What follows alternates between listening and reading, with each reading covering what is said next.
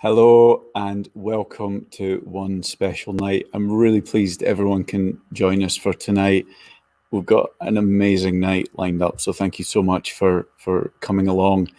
It's great to see lots of chat happening in the YouTube stream already. We'll keep all the chat in there tonight, so please jump on, chat to everyone else that's here. I see Kate Click has got her popcorn ready. We might be hearing from her later on, I suspect. And we want to make this as fun and sociable an evening as possible. If you don't already know about SpecialEffect, we'll hopefully change that over the course of this evening. But essentially, it's a brilliant charity that specializes in helping physically disabled people play video games. Tomorrow is their 5th One Special Day, when over 75 games companies across the world are supporting their work with donations, virtual events, and awareness.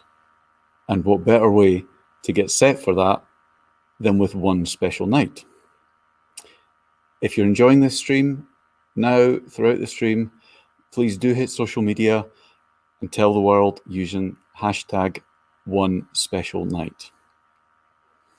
We're very fortunate tonight to have an array of world-class speakers that are all SpecialEffect supporters who've given up their time to come and join us on the stream tonight.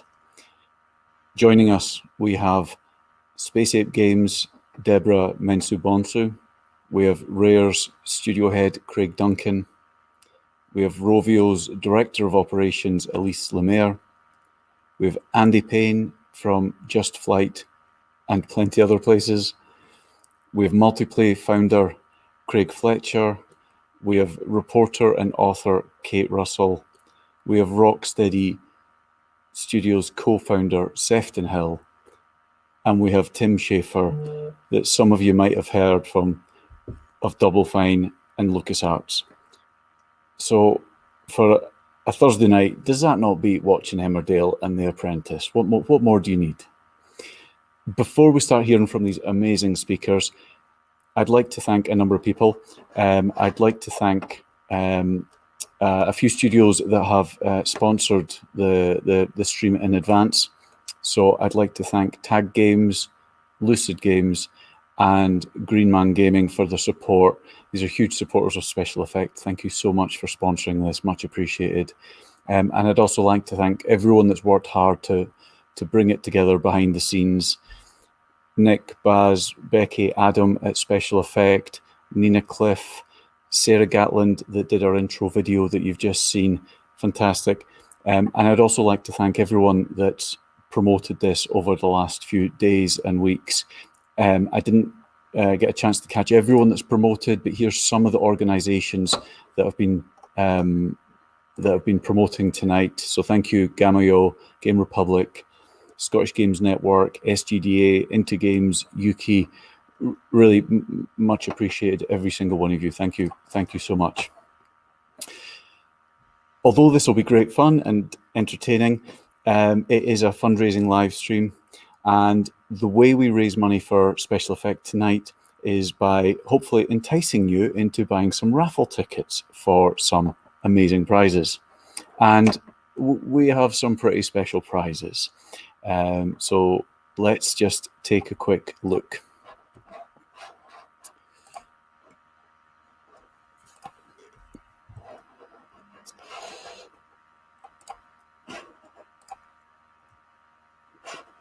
So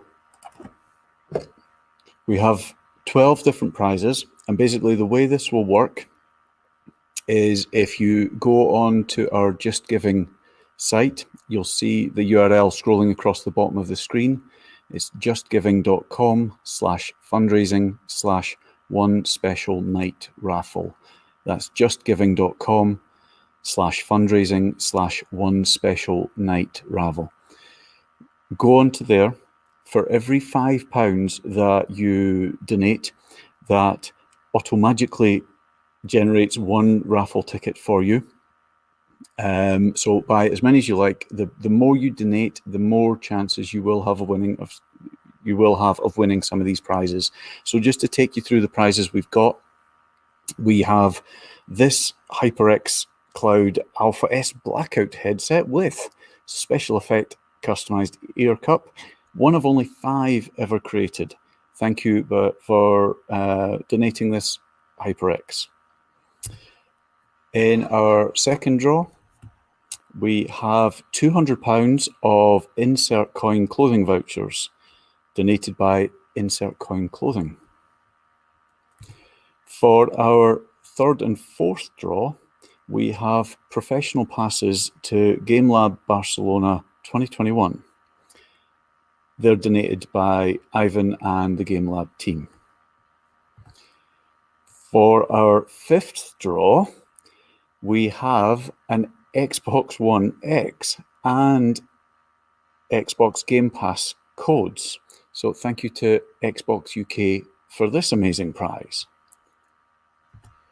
Our sixth and seventh draws are conference passes equivalent to a professional standard ticket to the 5-day event Pocket Gamer Connects for in November, donated by Pocket Gamer. Our eighth draw is a virtual date with Destiny. This is a 1-hour video call with developers from Bungie playing the latest Destiny 2 content. Thank you to the Bungie Foundation for donating this. This is literally a money can't buy prize. A chance to play one of your favorite games with the developers, a fantastic opportunity. Our ninth draw that we'll do at the end of the live stream is a D&D starter set and essentials kit, donated by Wizards of the Coast. Our 10th draw is a Rocksteady package, including Arkham Knight Collector's Edition, an Arkham lithograph, and a Rocksteady t-shirt. Thank you to Rocksteady for donating this prize. Our 11th and penultimate draw is a Microsoft Surface Laptop 2. So this is not a cheap bit of kit. Thank you to Microsoft for donating this. And then our final draw, draw 12, is a Philips 4K HDR monitor with AmbiGlow. So thank you so much to Philips for donating this fantastic prize. So we've got all these amazing prizes. The more you donate, the more chances you have of winning them, maybe more than one of them if you're lucky. Each ticket will get entered for everything. If you win, obviously your name comes out. But in theory, you can pick up one or more of these fantastic prizes. For every £5 you donate at our Just Giving page, you get one ticket. So once again, the URL is going to scroll across the bottom of the screen the entire night. But just to read it out, it's justgiving.com/fundraising/one special-night raffle. So please get yourself along, buy yourself some tickets, and if you add up the values there, it's literally thousands of pounds of prizes on offer, and that's not including the ones you literally can't buy. I can't imagine how many Destiny players there are out there that get to say they've actually played against Bungie themselves, how many Arkham Knight fans would kill to have a lithograph on their wall or a Rocksteady t-shirt. This is a really, really unique opportunity. So get yourself over, buy some tickets at the Just Giving page. You don't have to, of course. This live stream's free for everyone to enjoy. So please, whether you buy tickets or not, just enjoy the live stream. The ticket will scroll with that URL all night so that we can coordinate all the tickets. The ticket sales will probably stop at 9:30. So make sure you make your donations before 9:30 if you want allocated a ticket. At the moment, we can't guarantee if you make a donation after 9:30, that's in an hour and 20 minutes, that you will be entered into the prize draw. So get your donation in before then. So without further ado, I think we should just crack on because we've got an amazing array of speakers to get through. So what I'd like to do is to bring on our first speaker. I can bring in Deborah from SpecialEffect Games. Oh, how are you? You've caught me right at the time where there's a siren going past, but hi, now I can hear you. How's it going? I've arranged that specially just to make it a little bit challenging for you because you do these things all the time. You make it, you can make it look too easy. Yeah, right. I'm actually nervous being on first. It's it feels like a lot of weight. I don't know. Plus, I have no idea what anyone else is really doing, so I feel like at the end of the stream, I'd be like, oh, I should have done something completely different. So we'll see. This is just you. There's no one else. You're on for an hour and a half. Yeah, we just agree. An hour and a half. Oh, the poor people. Hi, everybody. By the way, nice to see all of you. Deborah, I'm just going to hand over to you and leave everyone in your capable hands, if that's okay. Okay, we're going to try this screen sharing shenanigans. Yeah. Screen sharing.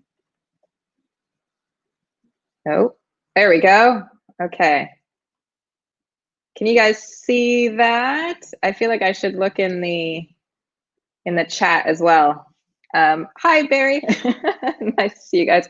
Hopefully you can see what I am seeing. So yeah, I am Deborah. I'm here repping SpecialEffect Games. For any of you guys who may not know who SpecialEffect are, we are a mobile dev and publisher based in central London, or at least sort of based in central London. Now we're kind of based everywhere. Obviously, everyone's working from home. We were founded in 2012, and we've got 4 live titles to date, and 2 new ones, brand new ones, have just been announced within the past couple months. One as recently as I think just like a couple of weeks ago. I'll show you a trailer of that at the end. It's got music in it, so it'll be fun to end on.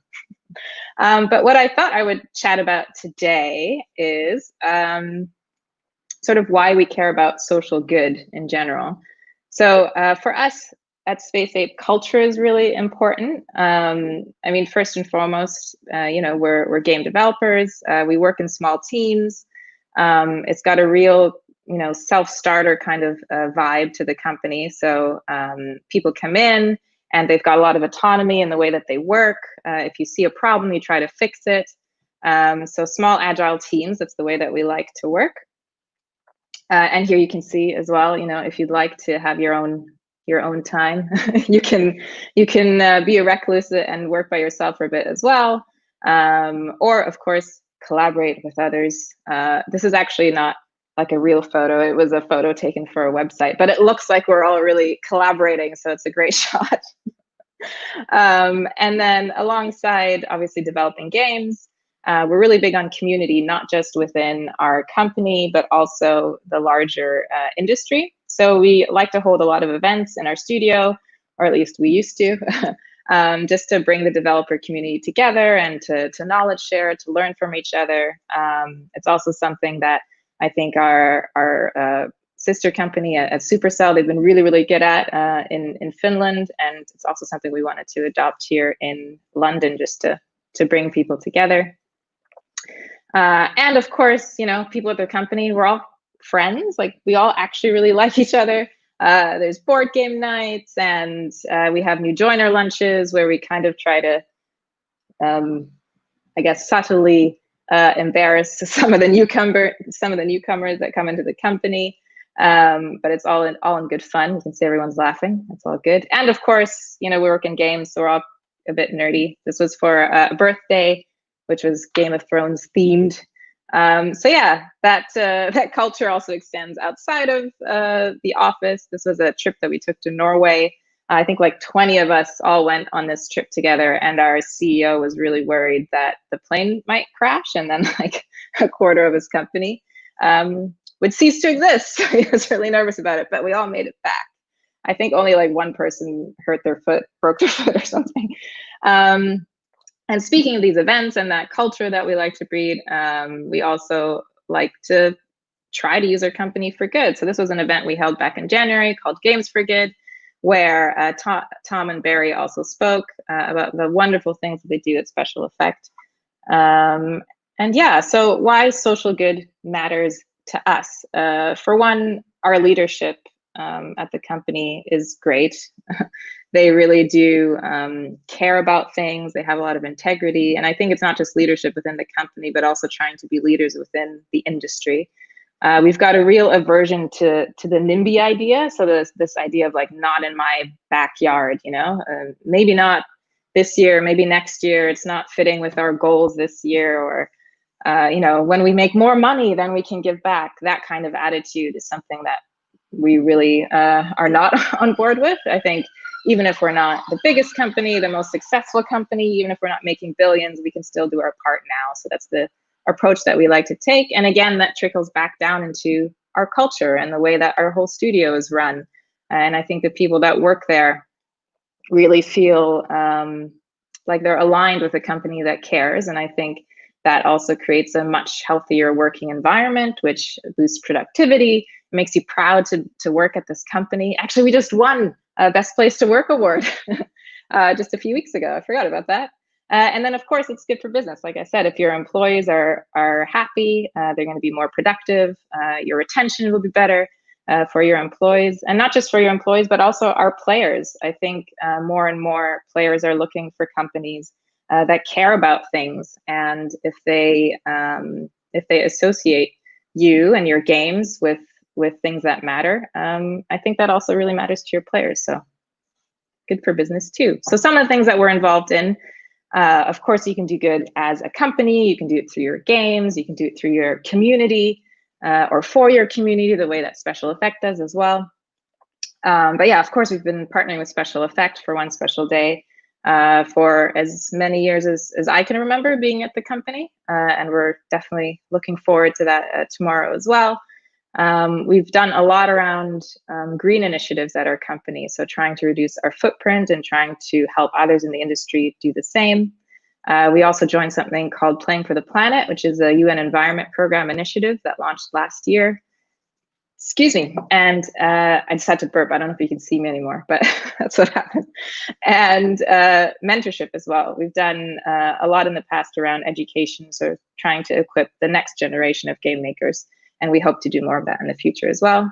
And then, of course, you can also do good through your games, whether it's, you know, donating part of your revenue that your players will give you through your games. We also did a campaign around the Australian bushfires through our games. We raised like more than $100,000 within 4 days for that, which was great. And then most recently, we're experimenting with green activations in our games. So how we can also empower our player community to do good for the planet.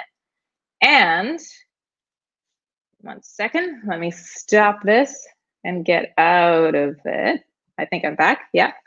I will show you guys a video just of that last thing that I talked about, the Green Game Jam, which we ran between March and April with 11 different studios. And a lot of this stuff has now been implemented. And just yesterday, at the UN Biodiversity Summit, some of our work was announced to some heads of state, and Sony made a cool video about the whole thing.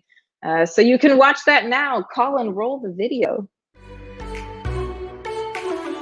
Today, around 1 in 3 people around the world play video games. It's now the biggest entertainment medium, bar none. From young to old, people are united in play. But what if video games could also help us tackle the biggest environmental challenges of our time? Launched in 2019, the Playing for the Planet Alliance aims to harness the reach and creativity of the video gaming industry to engage and empower their communities around the world. For the first time, the gaming industry has come together to explore how they can encourage players to protect nature and biodiversity through actions in the games themselves. Mobile games that reach 250 million people are now informing players and encouraging them to contribute to reforestation, hosting in-game events to protect wildlife, educating gamers about ecosystems and biodiversity, and showing how communities can come together to tackle local environmental problems. Supported by the United Nations Environment Programme, the initiative has secured commitments from some of the most influential names in the gaming industry to to reduce their carbon footprint and take environmental action. Mobile and console companies that are used to competing are now collaborating, sharing experiences, and learning from each other. By harnessing the power of video games, we can preserve nature and biodiversity and empower communities to act. We have no time to lose. Together we must play for the planet. Yes, we must. But yeah, so that's one of the initiatives that we've been involved in for the last year. And of course, not just us, but many other studios like you saw. And if you want to get on board, more than happy to have you guys for the next Game Jam, which is going to happen in the spring of 2021. And yeah, people are already signing up, so we're excited about that. And the last thing, I was supposed to keep an eye on the time, but I'm not sure how much time I've had. I've lost track. Anyways, the last thing I'm going to show you, because it's fun to go out on a bit of music, I can show you the trailer for one of our games that was just announced. It's a long way off from being released, but yeah, you can like dance a little, and then I'm out, and then you'll be on to the next awesome speaker who will probably do better than I did, but you know, it was fun.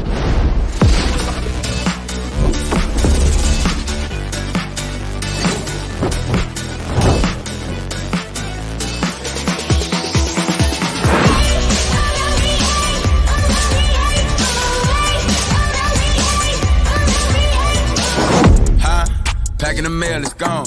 She like I smell cologne. Yeah, I just signed a deal, I'm on. Yeah. Watch me make them bow one by. We're only here to make you. We're only here to make you.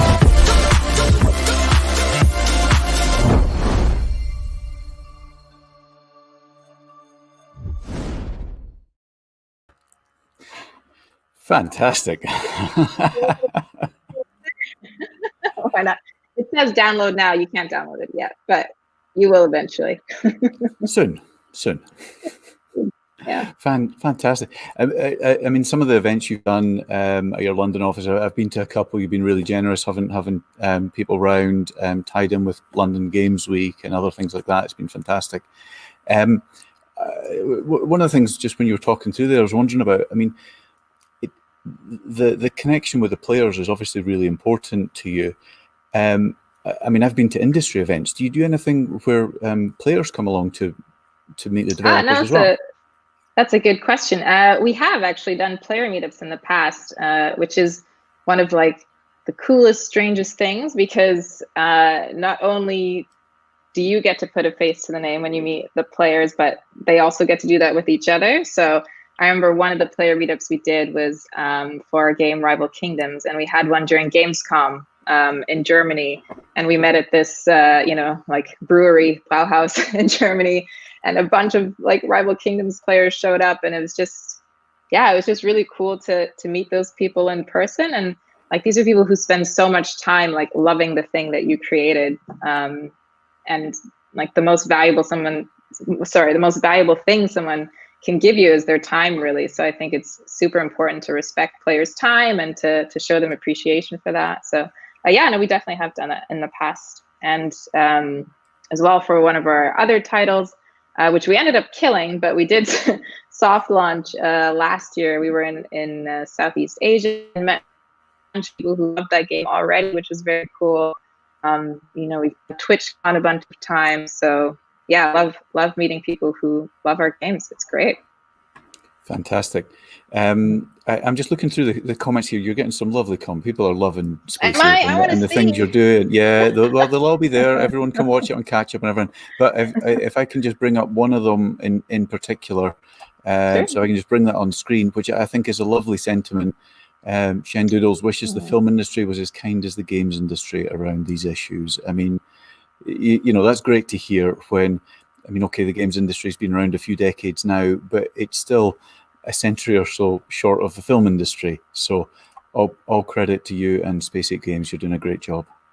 Thank you so much. Super encouraging to see that stuff. Definitely. Thank you, guys. You're lovely. And thanks to SpecialEffect. I mean, you guys are just all heart. It's amazing. Absolutely. Well, thank you so much for giving up your time to come and talk to us tonight. That's been really interesting. Thank you very much, Deborah. Anytime. Fantastic. She will regret saying that. Fantastic. Great. Thank you, Deborah. If you do have any questions for any of our speakers, do just pop them in the chat. We'll try and pick out some of the questions and put them to them. In particular, we've got one of our speakers later on is actually looking for particularly challenging questions. So stay tuned for that. Something a bit special coming up.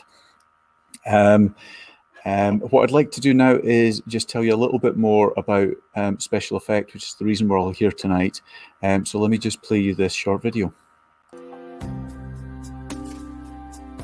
Hi, I'm Mick Donegan, founder and CEO of the gamers charity SpecialEffect. Friday, 2nd October, one special day is fast approaching, and it's set to be the most important day yet. Rather than tell you all about the incredible difference your support of one special day will make to the lives of disabled gamers from around the world myself, I'll let just one of them, David, tell his own story. My name's David and I'm a C45 tetraplegic. I became disabled after an accident in the military 30 years ago. SpecialEffect helped me when they used adapted equipment to being able to specify what controls would work for me. They supplied all the extension arms for the switches and the switches themselves until I was able to purchase my own. I was excited because I didn't know the equipment would be available, and obviously with the severity of my disability, I thought I would never get back to playing games, especially not driving games and rallying games. So I was quite excited to find that out. It's just a release from the monotony of the day. If you're not feeling well or you're uncomfortable, it takes your mind off it and gives me something to look forward to. I play games with my brother, so we've got a similar sense of humour and stuff, and we both enjoy it. It's like a bonding thing for us. I'd just like to say how professional everybody is, that you're an amazing set of people who have opened doors for people with disabilities. My proof is, I'm 50-year-old and you're never too old to start playing games.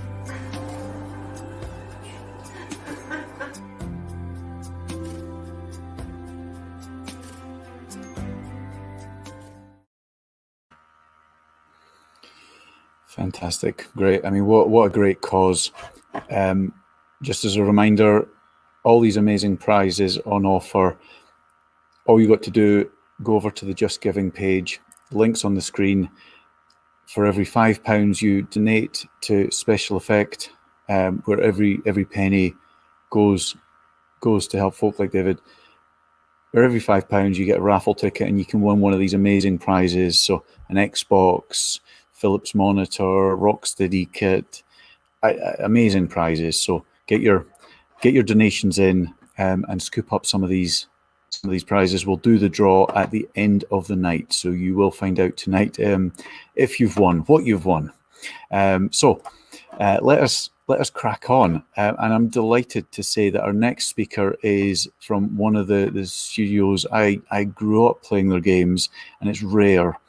So can I welcome Craig, the studio head from Rare. Good evening, Craig. Hey, Colin, how are you? I'm good, thank you. Thank you very much for joining us tonight. It's an absolute privilege to be here. There's a bunch of names I recognise in the chat, so I feel very honoured. And to Deborah's point, I have no intention of doing it even close to as good a talk as she just did. So rest assured there. But no, it's fantastic to be here. What a great cause! What great people! If I can do a little bit, then I'm happy to help. Absolutely. Well, on that note, I'll leave you to it if that's okay. Perfect.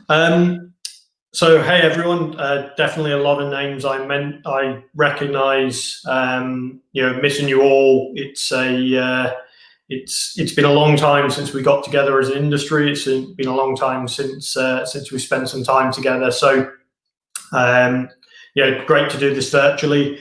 Actually, Nick twisted my arm to come and do this. Normally, we play charity football game once or a couple of times a year, where I come out of retirement and come and play football, and that's great. As we can't do that this year, Nick says, well, you can come and speak instead.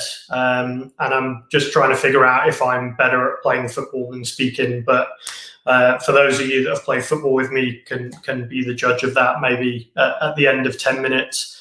No slides, no videos. You know, I have an incredible team at Rare that do amazing work. You know, go check out the Rare, YouTube channel. Go check out the Sea of Thieves, YouTube and all of our social channels. There's plenty of information about Rare out there, so I won't sort of share those things. But what I wanted to talk about was really what inspires Rare to do what they do, and what inspires me to do what I do. You know, as Colin mentioned, Rare's had the privilege of being in the games industry since the foundation of the games industry. You know, Rare, is in its, I guess 30. Well, we've presented 30-year service awards to people in the studio. So well into our sort of kind of third decade of operation, and for me, it's all about I love the Special Effect mission and their purpose of bringing gaming to everyone. And for me, Rare's mission isn't too unsimilar to that. When we, and again, I've been lucky enough to be leading the studio for nearly 10 years now. When we sat back and did our sort of soul searching probably 5-6 years ago and said, what is the future of Rare? What's our inspiration? What are the things that Rare really want to use our platform as a studio to make our mark on the industry?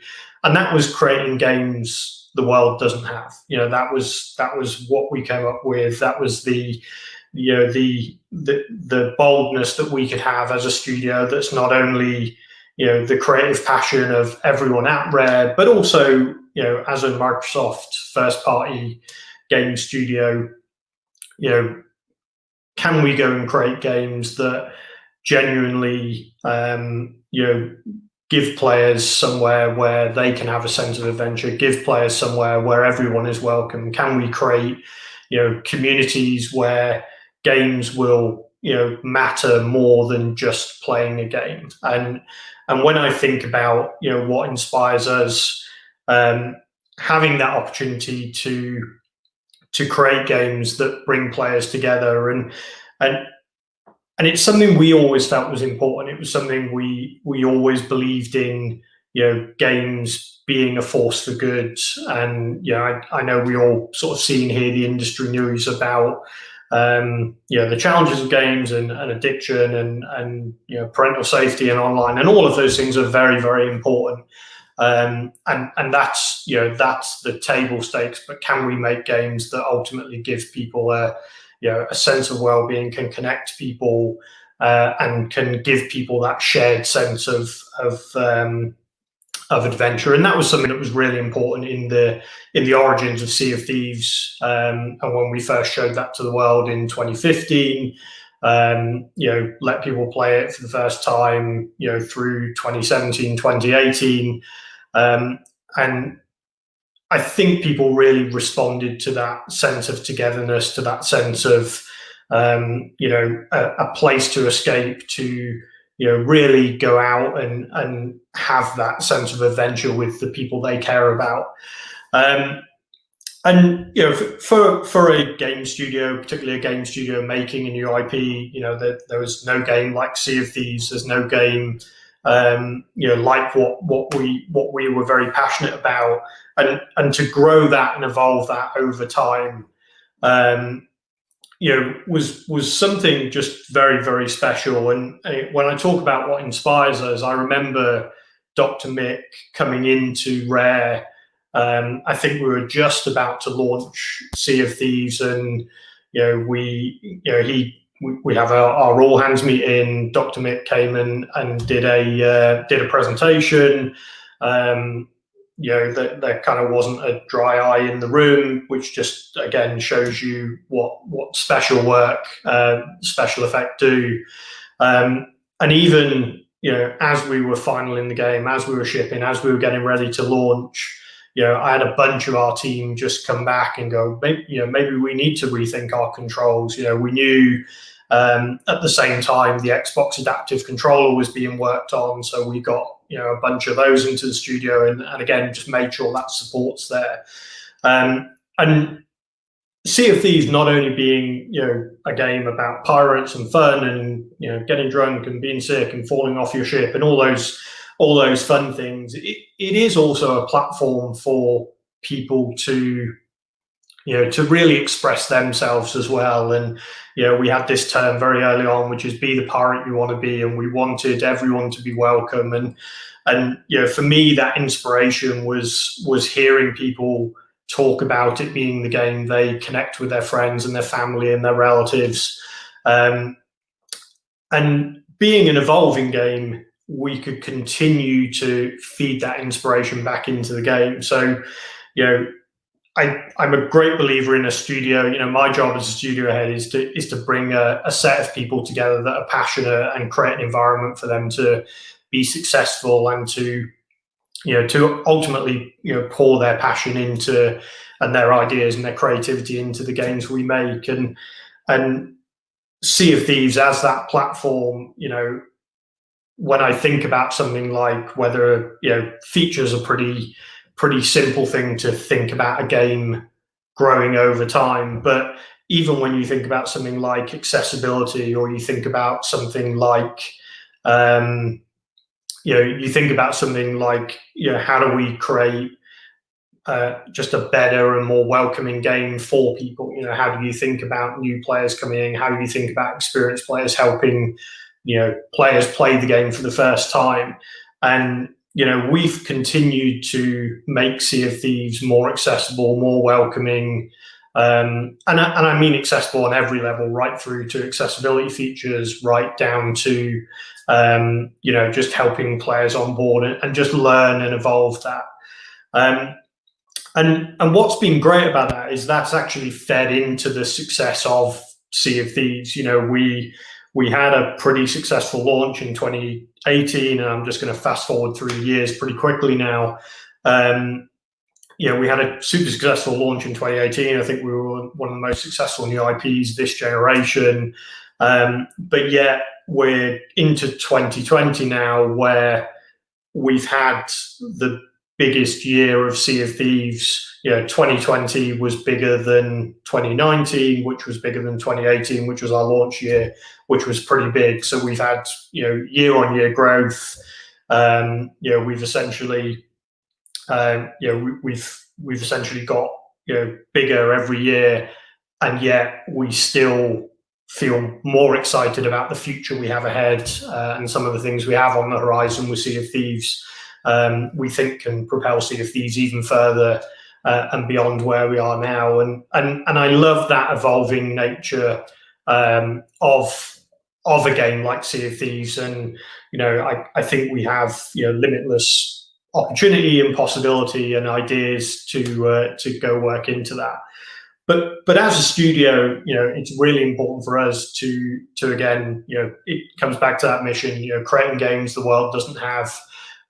You've probably seen we recently announced at was it E3?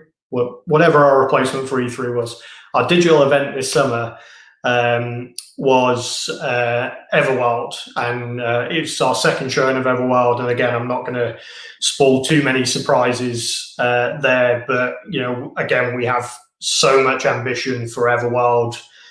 As a game that can be a force for good, as a game that can, really give people an incredible place to escape and enjoy, and all those things that come with it. And probably, for Sea of Thieves, and we've seen this in our number, as I'm sure all of you that make games have,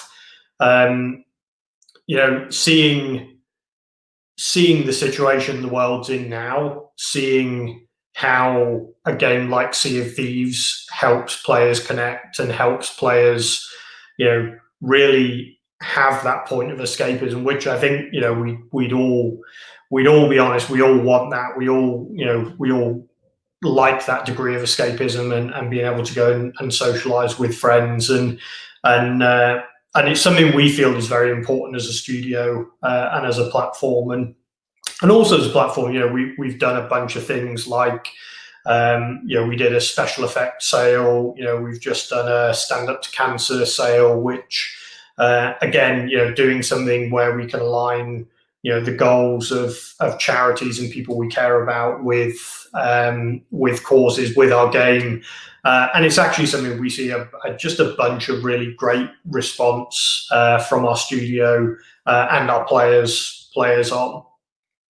The final couple of bits I just wanted to say, and again, I'm definitely happy to take questions. To be fair to what Colin said, I'm not the person that said ask me difficult questions, but please feel free to ask questions. I do want to highlight there was a bunch of videos that came out from Rare today where the women of Rare, Playground Games and Ninja Theory have got together as a group to create a bunch of material and games to inspire the next generation of women in our industry, and was just really pleased to see that go out today. And Games Industry Beers and MTV and Microsoft UK do a bunch of coverage and go share that. I recommend you go check it out. The content is incredible.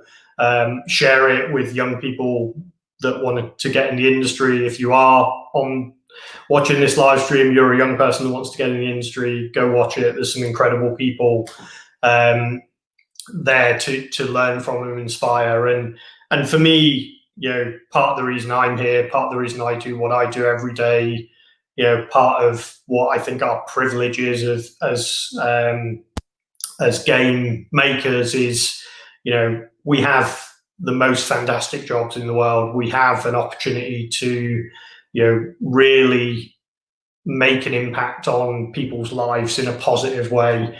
And that's why, it's really easy to get behind a mission like what SpecialEffect do, so I'd encourage you to share, to donate, to get involved. I feel super proud that Rare get to help and support SpecialEffect in the way we do.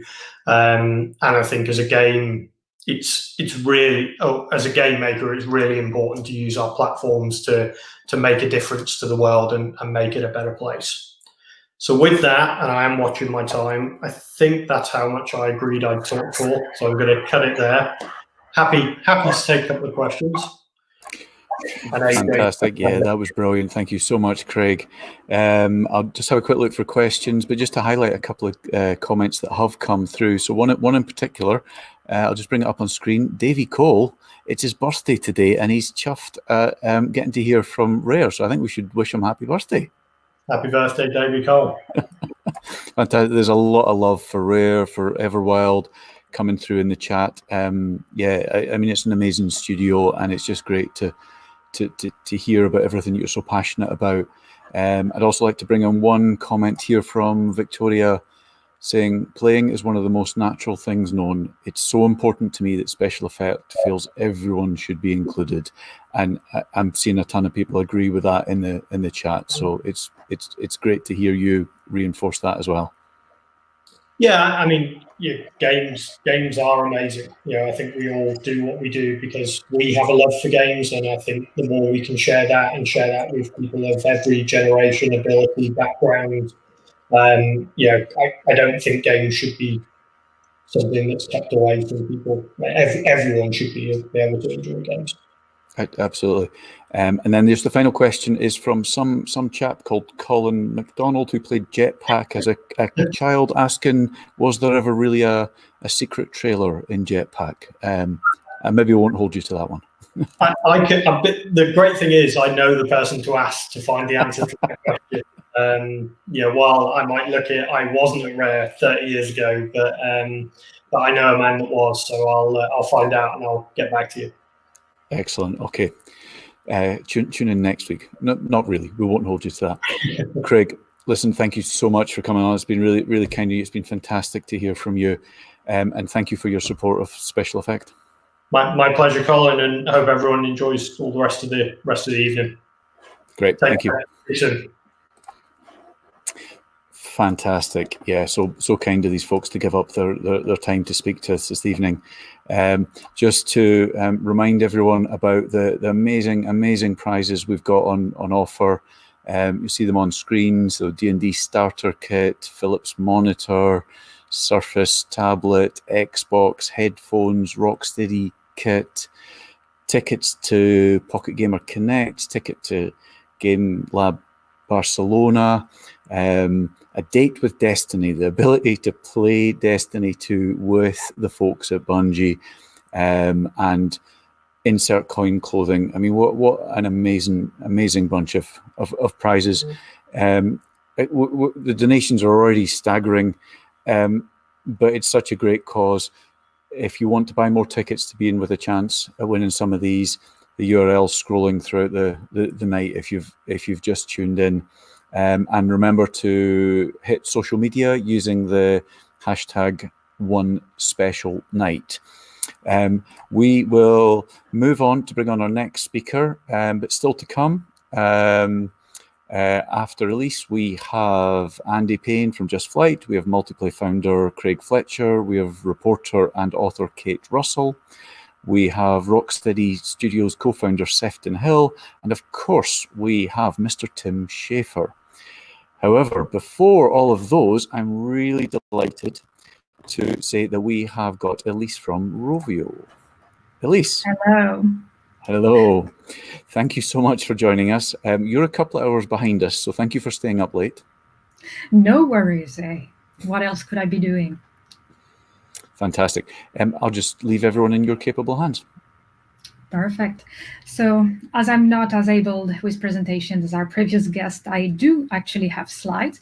But first, I really would like to thank SpecialEffect for their awesome, amazing, and so important work that they do. And thank you all for joining and supporting as much as you can. That's really great and such a great event. All right, let's get started. So as you heard, I'm a bit 2 hours later already. So I was thinking that I could tell you a little story. Hopefully it's not that kind of story that will make you fall asleep, but rather a story that will interest you and maybe even inspire you. The story I'm going to tell you is the story about Angry Birds and how Angry Birds was born out of resilience, ingenuity, and also, of course, some old-fashioned luck. So the story I'm going to tell you starts in 2003. It's actually super old. 3 students participated in a game jam in Finland. This jam was sponsored by Nokia, and they won. And this led them to create their own company called Dendrelude. 2 years later, this company would become Rovio. So we can say that this game jam was the spark that started the fire, because it's a play of word. Rovio means bonfire in Finnish, so it's a bit of an interesting tidbit. But the focus on this talk is really the story of how it took 51 games and more for Rovio to make a concept that really took off. And for a clue about what game I'm talking about, you can refer to the little red birds you can see on the right side of the presentation. So yeah, 51 games. And what kind of games were there? Well, there wasn't really one specific genre that Rovio was focusing on then.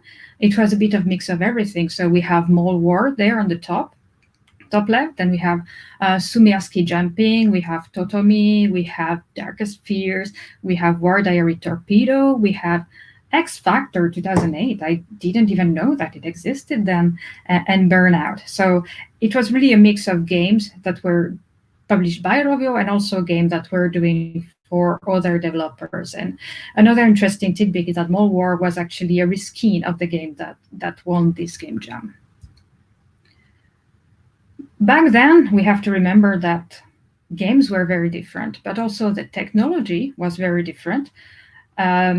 as you can see from all those. My first phone was also a Nokia, and the only thing I could play with it was Snake. So very, very different time. But the industry also was very, very different, and it was hard, especially for small publishers, because there wasn't app stores then. You had to personally contact people, personal relation from the phone operators around the world. And I remember that over 10 years ago, I was working in submissions, and I literally had to send APKs to people all around the world. That took a lot of time. But back then as well, those operators would take about 30 to 70% from the end user price. There were premiums at the time. There was no IAPs. It was not a freemium model. Also, the payments would take 3 to 6 months really to arrive after the transaction. So it was really hard for small publishers. And Rovio at the time was really hoping for a change. Many had tried to make a chance in the industry, but nothing really took off. And then the iPhone came. And while it wasn't an immediate slam dunk, the phone was great, the new technology was great, but the ecosystem was still really small. So Rovio was still looking at it, but it wasn't that big right away. But it started to make changes. The changes were very positive and happening, and then it really took off. This was the change that Rovio was hoping for. So they wanted in. And what they started doing was, the first thing they did was porting some of their already existing games onto the device. And it didn't quite work right. It brought many disappointments, but more importantly, many, many invaluable learnings. And at the time, the company was focusing on trying a new strategy for rapid prototyping. But not only that, they wanted to focus on this new touchscreens technology. So a plan was made to break in. A plan was made to make 12 games natively created for touchscreens. Game that could be played on mobile, that was made for mobile, which might seem as an obvious thing right now, but it wasn't at the time. So they wanted to define really what mobile game is. And with 51 games under their belts, they were confident they could reach the top 10% of games. And with a 12-game plan, they were confident they could have a hit. But while they knew how to make games, and they knew how to make games, they also had to give a hard look at themselves and say, okay, marketing is really not something that we know how to do. And marketing, even though it was very different then, it was still already an important part. So what they did is they contacted a publisher that had experience in bringing unknown IPs to the forefront of the stores. So they reached out to this publisher and decided to go with the 12 games with them. And the first game that came out was Angry Birds. That is the first game they tried. And while nobody could have really imagined what would come out of this game, they knew they had something on their hands. And at the time, there wasn't really A/B testing or focus groups. What they knew is that people in the company, people that were working on other projects, would take time off their project for which they had a deadline to play this game. And they could see also that their family members, their friends would ask for the phones. They would really say like, "Oi, mistake. That is not what it's supposed to happen." But what would be a presentation if there wasn't a small technology mishap? At least not my presentation. So they knew then that when people didn't want to give up their phone, that they had something at their hands. What could it be? What could it become? That nobody knew. So Angry Birds was launched on the iPhone. And it was a modest hit at first. Like, it reached #1 in Scandinavia, but it didn't go further than that. There was reviews. The reviews were a bit mixed. There was 5 stars. I love the game. Then there was 1 stars that were also kind of positive, but complaining that, the game is too short. Like, it's not good enough for me. And as I said, at the time, the industry was very different. And games were different to what we are used to now. Games were a product. They were made as such. You build it, you launch it, and you go to the next one. So what decision was made at Rovio at this time is that they believed in the potential of the game. and they decided to challenge themselves, challenge the conventions. So there was many disagreements within the team about this decision because, as I said, it was really challenging the existing conventions. But what they decided to do was basically to turn the game as a service and make a big update that would change and improve the game. And it worked. Not right away, but it worked. The fans started to come in, a critical mass was reached. Apple gave featuring in the UK and the US, and basically the rest is history. So I thought, to put everything in context, it would be kind of amusing for you to see the first ever trailer we made. So let's have a look. Colin, I will let you play it. Stop it. Go ahead.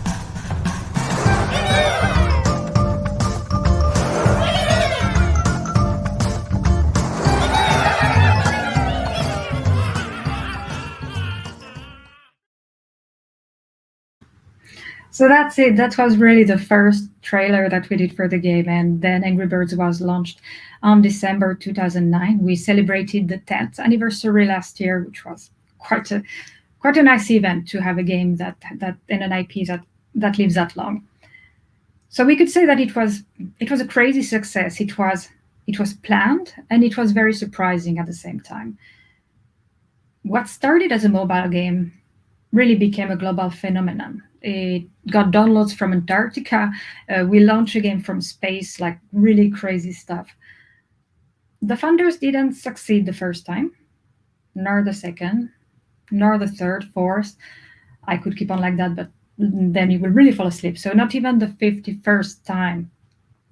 But they never gave up. And in the words of the founders, in the words of the original team, back then the market was already super competitive.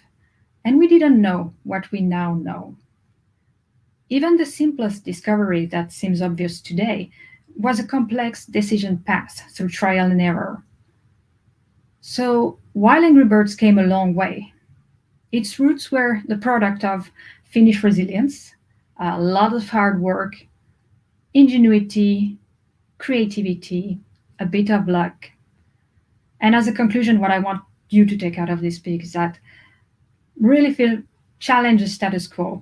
And if you don't succeed at first, try, and try again.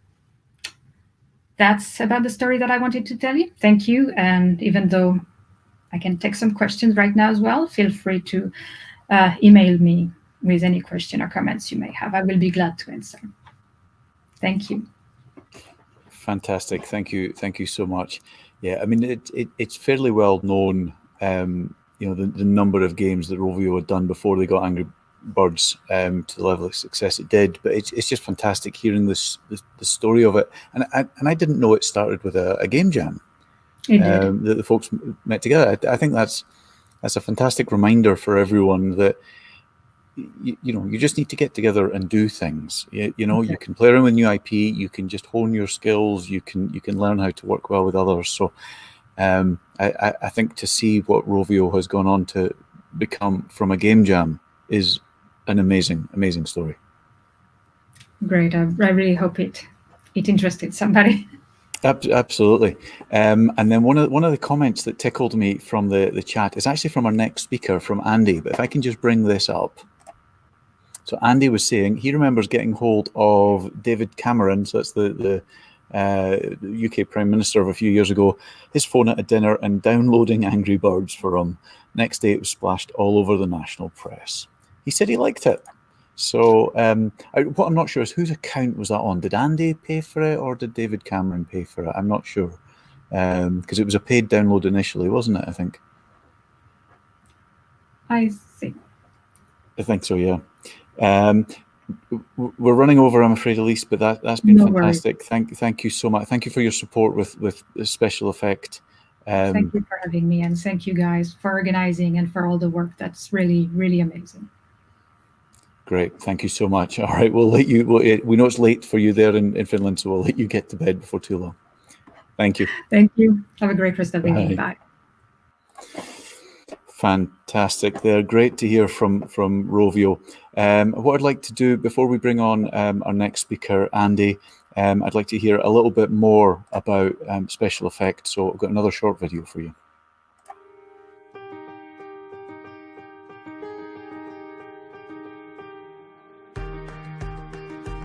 Nobody likes being left out. That's why SpecialEffect are helping people with physical disabilities to play video games. But this isn't just about having fun. The gaming setups we create are personalised, so people can play to the very best of their abilities.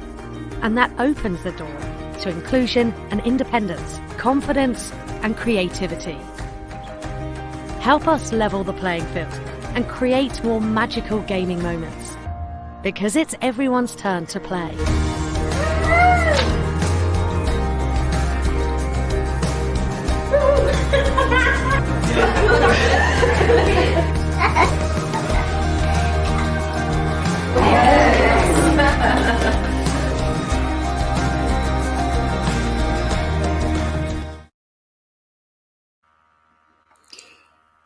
Fantastic. Just a reminder, we've got about half an hour left. Any donations you make in the next half an hour get you tickets towards one of these amazing prizes we've got in the raffle. You can see them all on screen. They're worth thousands. Some you can't even buy for thousands. So get yourself over to justgiving.com/fundraising/one special night raffle. All the money goes to the fantastic cause SpecialEffect that we're hearing about tonight. But we're looking forward to pulling 12 names out and giving these prizes away to folk. So moving on, I would like to bring in our next guest, a man I've known for many years. If I can bring in Andy Payne. Good evening. Good evening, Colin. Good evening, everybody. What an honour this is. And yeah, nervous. Yeah. That would be a first for you in the time I've known you. Thank you so much. I was asking a question about who paid for the download of Angry Birds. David Cameron had an iTunes account, so he paid for it. He trusted me, which it's a pity he didn't trust me when I said don't have a referendum, but hey ho. Indeed. On that hot potato, I will leave it with you. Thanks very much, Colin. I promise not to do any more political stuff because it's not what anyone wants to hear. So I've got 10 minutes and I thought I'd give you 10 minute ways to build a kind of games business that hopefully would be successful. I've been in games for 35 years now, and suffice to say, I'm still waiting to make that Angry Birds. So I don't know how many games I've been involved with, but it's many games, and none of them have been particularly successful. But that's part of what I'm going to tell you tonight. So first up, really, I want to put it in the context of Just Flight, which is one of the sort of businesses that I'm involved with, which we founded 21 years ago, I think, maybe a bit more actually. And we make flight simulation products, principally for Microsoft Flight Simulator and X-Plane. So when you're going to have these 10 minute ways to build your game studio in 10 minutes, the first thing really is the idea and kind of what is it? And are you going to build, like a game as a product? So one-off, you play it, it's great, it's finished, you put it away? Or are you going to build a service? And you've got to be really, really laser focused on what you want to make, and not mess about kind of veering off, thinking, well, we could do something else. We might do a bit of work for hire. We might do some work agency. We might do something, you know, all that kind of stuff. You really got to think very long and hard about what you're going to build and how you're going to make it work. And it just like we make flight simulation products, and that is what we do. And we kind of don't vary from that. And in some ways, creativity can be compromised, because we're doing a lot of repeat products, building aircraft, building scenery, flight control systems, stuff like that. But at the end of the day, we really focus on what we do, and that's really, really important. And coming out of the idea is really kind of, is there a problem that you're trying to fix? You know, a lot of the kind of apps world is I was going to say littered. That's the wrong word. That's insulting. It's actually, you know, populated by amazing people who are actually trying to make the world a better place, which, you know, much like SpecialEffect is to be welcomed. For us at Just Flight, you know, we're not trying to fix a problem at all. We are, you know, it's our interest, aviation and flight simming. It's our hobby. And we felt really that we could make a difference there and be commercial. You know, it's for us, it's about having jobs that we really enjoy doing, which aren't a problem getting out of bed in the morning, or sometimes not getting out of bed actually at all, to build this stuff. So again, you know, having a passion for what you're doing is really, really important, as well as being super focused. Anything you're going to do, unless you are a one-person genius, you're going to need really like a team. And in that team, it might be tiny, might be just 2 of you, might be 3 of you, but you really got to figure out who's going to be in that team, what skills those team members have got, and what are their strengths and weaknesses. And I think it's really important to understand that, you know, it's not all about strengths. It's also about understanding what the weaknesses are, and admitting that, and sometimes not wasting time trying to get good at everything. Whilst you might want to appreciate certain disciplines and skills, we can't all be good at everything. So, you know, try and find people that you can trust, and try and find people that will tolerate you and will work with you. But importantly, find people who've got complementary skills and experience, because that's really, really important. Point 4, that was 3 so far. So point 4, in these minute ways, is technology. Tech. You know, what are you going to use to make your game? Are you going to build your own technology, which a lot of really successful developers do and continue to do, or are you going to use the sets of tools that are available? You know, in games language, that would probably be Unreal or Unity, or even Game Maker sometimes. Those tools are available, pretty much freely available to get hold of, and then obviously you pay for them as you start to get a commercial output from them. But understanding that technology is really, really important, because in games, we're making entertainment. It's got to be fun, but it's also got to work, and it's got to work quite fast. And talking about fast, point number 5, time. Sadly, time is money. And in any business, funding is going to come into it. And you kind of got to figure out really how much you're going to need to make your game. And a lot of people start by, you know, doing it in their spare time, which I think is a really good way of doing it. But sometimes when you want to hire people or bring people into the team, they might have families to feed, so they need paying, obviously. And so you need to figure out what you're trying to get in terms of funding, how much from, who from, what are you offering in return. There's a whole talk around that I could do, but suffice to say, you know, there's no such thing as a free lunch. So any investment you get into you or your business will come at a cost, and sometimes that cost is a great trade-off. In Just Flight, you know, we gave away some of the ownership of our company to investors. I'm pleased to say that we're debt-free as a business. We're enjoying ourselves most of the time anyway, and we make profit, which is kind of the icing on the cake, really. So, you know, being able to pay the bills and make the payroll each month is a real honour, and we're lucky to be able to do that. Point 6 really is customers. Who are your players? Who are they? How do you get them? Again, Just Flight, we're a completely digital business. We basically sell via our own website, which is justflight.com, and also we sell with third-party websites, people like Steam and Humble and GOG and those guys, as well as other sort of flight simulation specialists. And we've got like, I don't know, over 100,000 customer accounts that are active. So people who come to us to buy our games from us, effectively, our pieces of scenery and our extra aircraft and flight control mechanics and all sorts of stuff. They come to us. That's when my screen's gone blank and I can't see you anymore. Sorry about that for a moment. And we take like multiple currencies, and we built all this stuff from the ground up ourselves. And we use our own social channels, as well as getting out to, when we could get out to flight shows, aviation shows, in UK, France, Germany, Spain, the US, and even Russia, would you believe? We've done shows. So that's really important to us, always go and find customers. Don't wait for customers to come to you. But they will do, but not as many as if you can go and find them. Think also about kind of like competition, other competitors that you might come up against. Don't see them as enemies. Actually, in our industry, in the flight sim business, pretty much everyone knows each other. Everyone's on good terms. I don't think anyone doesn't not like each other. So that's pretty cool. And kind of know about the market. Where is the market? Who are the competitors? Where are they based? How do you expect it to grow?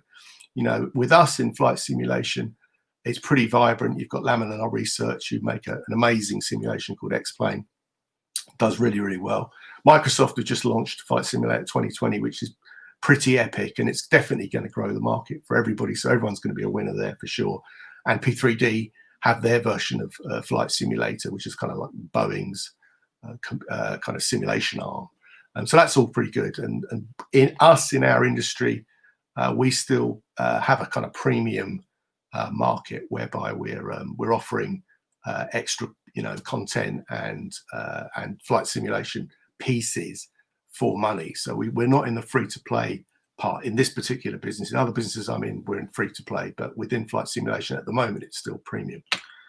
Kind of most importantly, I suppose, about all of this, in our 10 minute ways to build a games business, you kind of got to think about the company itself. That can get boring for a lot of people who don't think they really care about business, but if you're going to be in business, you have to sort of get to know this stuff. And you've got to think about how you're going to set the company up.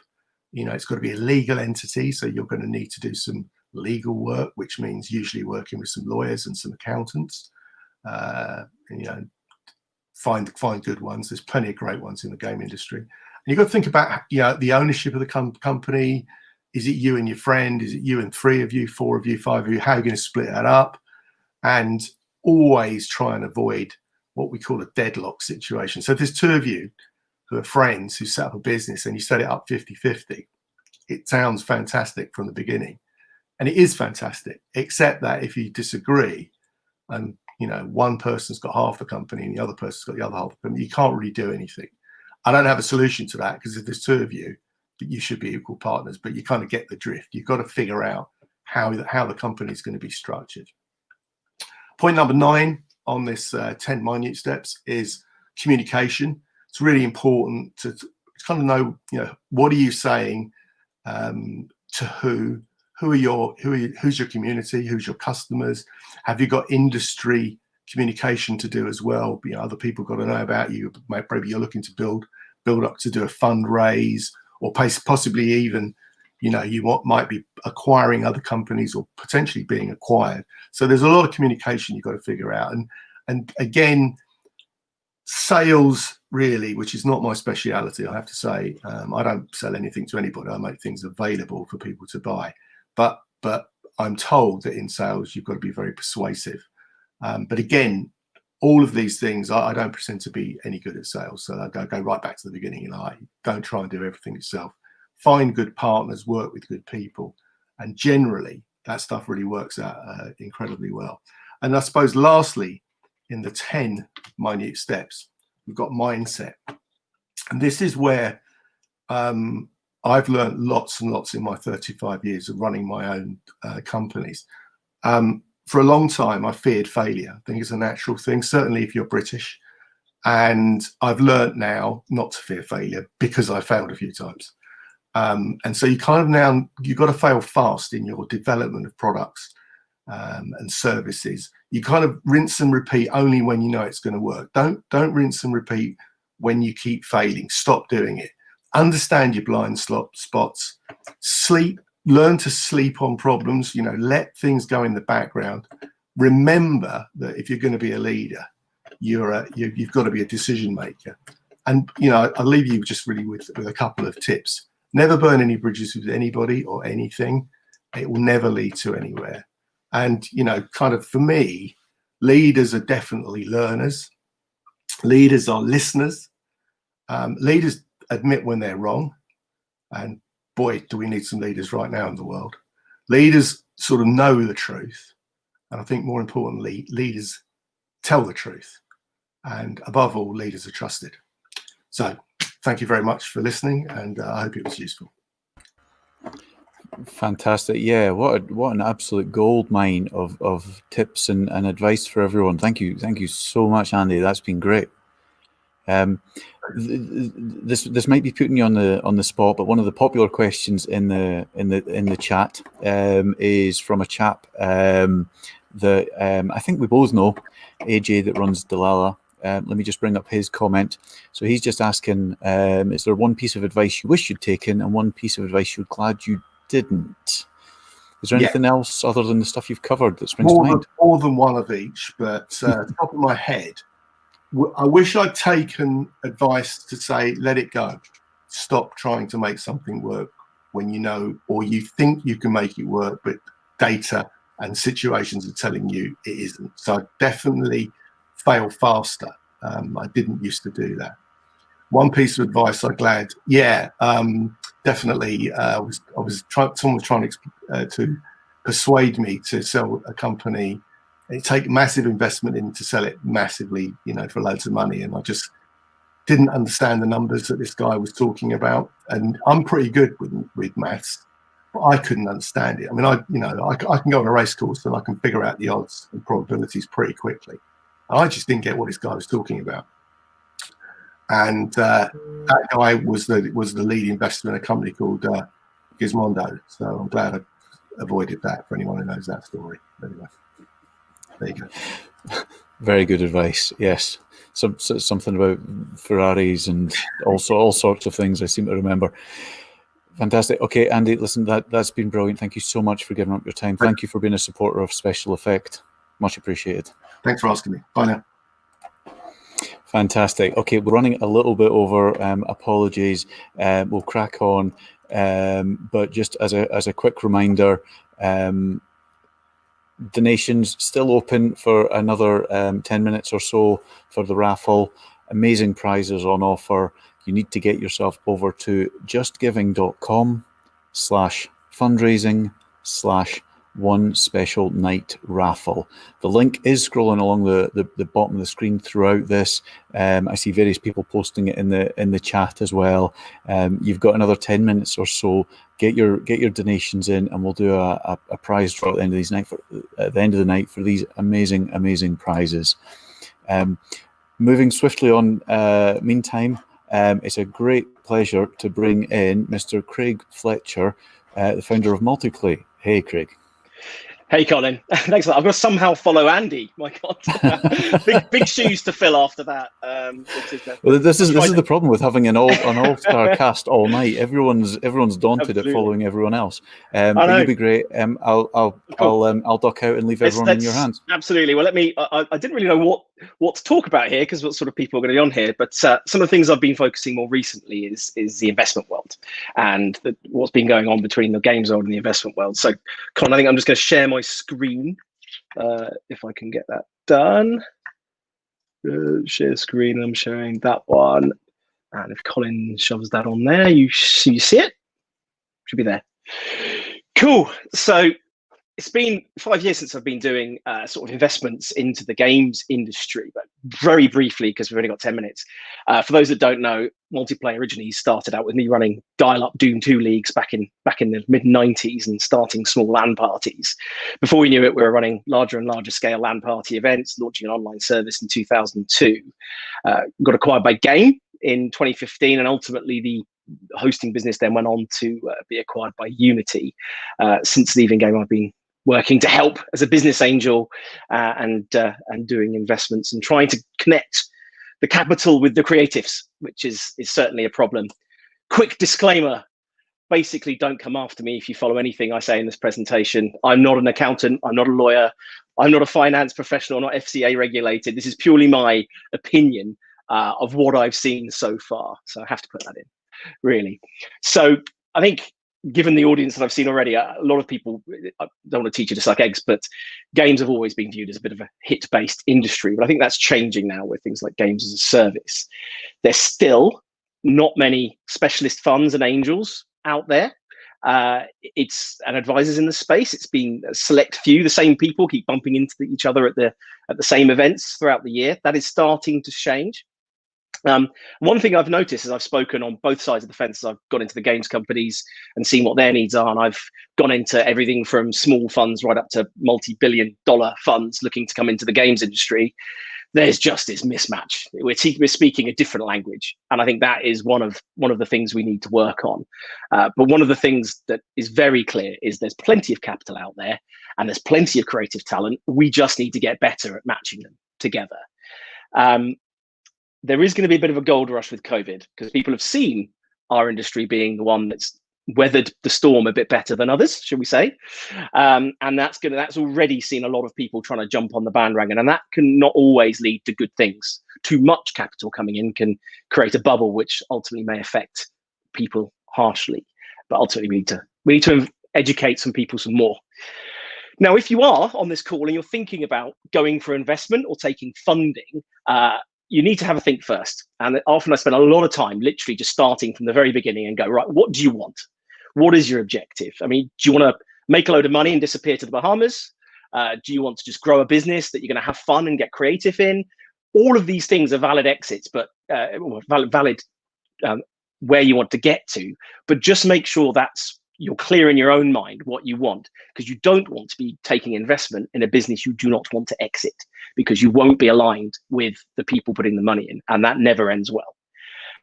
Ask yourself the question, do you want anyone else meddling in your business or getting involved? Because if you don't, it's not for you. Could you fund it another way? Taking investment from angels or VCs is not the only way to fund your business. I didn't fund Multiplay that way. I actually grew it organically, and the only funding we took was debt, asset financing the equipment for the events, and also an EFG loan, which got us through the 2008 recession, which nearly killed us off, frankly. Events once again are under attack, and so yeah, do you even need funding? Can you do it organically? Because the best thing about that, it might take you longer, but you keep ownership 100% of it. So that's a key thing to think about. And a lot of people focus on the what that they're doing. I like to have a bit more of a visceral idea of what's the why. There's a great book by Simon Sinek called Start With Why. Whys are beliefs, causes, what's driving you to build this business, what's driving you to make these things. If you're just focused on the what, I'm not convinced you're completely emotionally invested in what you're doing. So I'm going to start thinking, are you really in this for the long term through thick and thin? And when you take investment, you start a clock. You may not want to be starting a clock, but you do.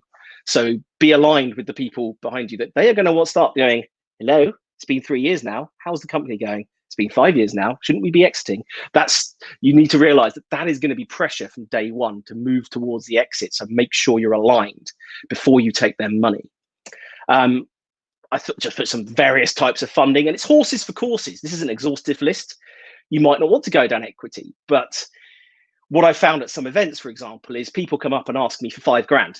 And I'm like, you don't want to be asking for $5,000 from investors. That's something you should be doing friends and family. You should be doing it on a personal loan. It would cost more in legal fees potentially than to set that all up properly than it is just to say, look, there's other ways to do it. So having an idea of everything else that's on the table can help you find what is right for you.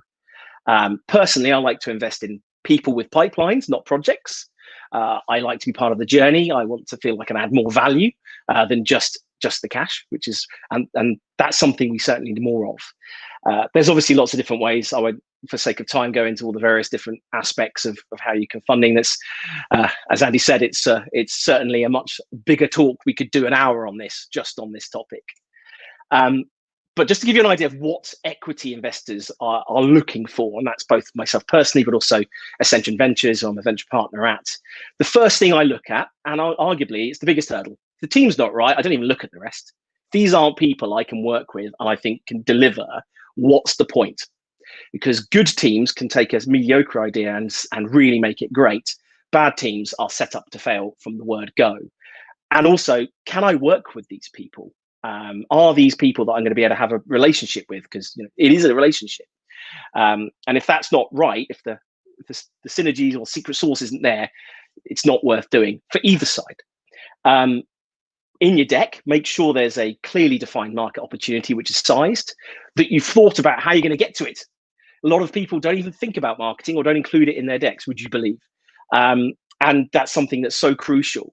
Have a thought about the competitor landscape. Make sure that you're asking for enough money for at least 12 months of zero income, not any income, just zero. You've got to have a 12-month minimum burn is certainly what we look for, preferably 18 to 24 months. Long investment decks, no point. It's just to get you the phone call, get you into the next stages. All the detail will come out in due diligence. Is just keep it as concise as possible. Less is more. I'd say 20 slides max, ideally less. If there's any kind of moat, a defensible area around what you're doing, be sure to mention that, especially with any defensibility that you have and any USPs. And yes, revenue projections. The one guaranteed thing about a forecast is it's wrong. But you have to have them there just to show the potential opportunity. But I just ignore them because it's guesswork. We just need to believe that there's an opportunity there, kind of a necessary evil. And actually things to consider as the person looking for investment. Now, smart money versus dumb money. Do these people bring anything to the party other than just the cash? There's loads of people with cash out there, many of whom you probably wouldn't want to take investment from. So ideally look for people who are going to bring more. Can they give you connections? Can they bring business acumen? Can they bring even just some people's names can add value to the company and that they're involved and get investors interested? Can you work with them? It is literally like a marriage. Once you have signed that bit of paper, it is expensive and very painful and difficult to divorce yourselves. You are in it for the long run. So make sure you can get on with each other. In terms of valuation, the normal range I've seen seems to be between 15 and 30% of the company being sold. That's post dilution. And make sure your expectations are aligned. Like, are you asking for enough? There's no point going to certain funds. If you're asking for 200K, some will only be interested above 10 million. So just have an idea of where they're pitching. Are they aligned with when you're thinking about selling the company? Are they going to be in your face a lot? Are they going to be really hands-on?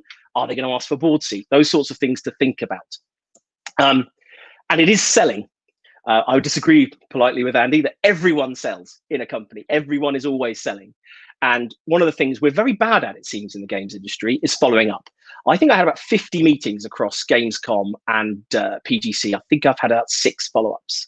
That gives you an idea. Yeah, a lot of them probably didn't think I was right for them. Fair enough, but I don't think 54 were. So in sales, sales training, you talk about it takes 9 no's to get a yes. You might get a no now. You might get a no in a month. You might get a no in another 6 months. But eventually, if you keep involved, that might change. And people just rely on email, expecting it to get there. It doesn't. People have spam folders. People have overflowing inboxes. It is not a guaranteed method of communication. So don't be afraid of asking, following up, just checking you got my email. Timing of the email is essential. Time it to the first, probably about 9 a.m. of the time zone of the person you want to reach. Use the lovely schedule feature in Gmail for that. And there's loads of other methods you can do. Get to the events that are virtual, and obviously consider, there are agents you can consider who'll take a percentage referral fee and things like that. I'm running out of time, so I'm going to quickly go through this.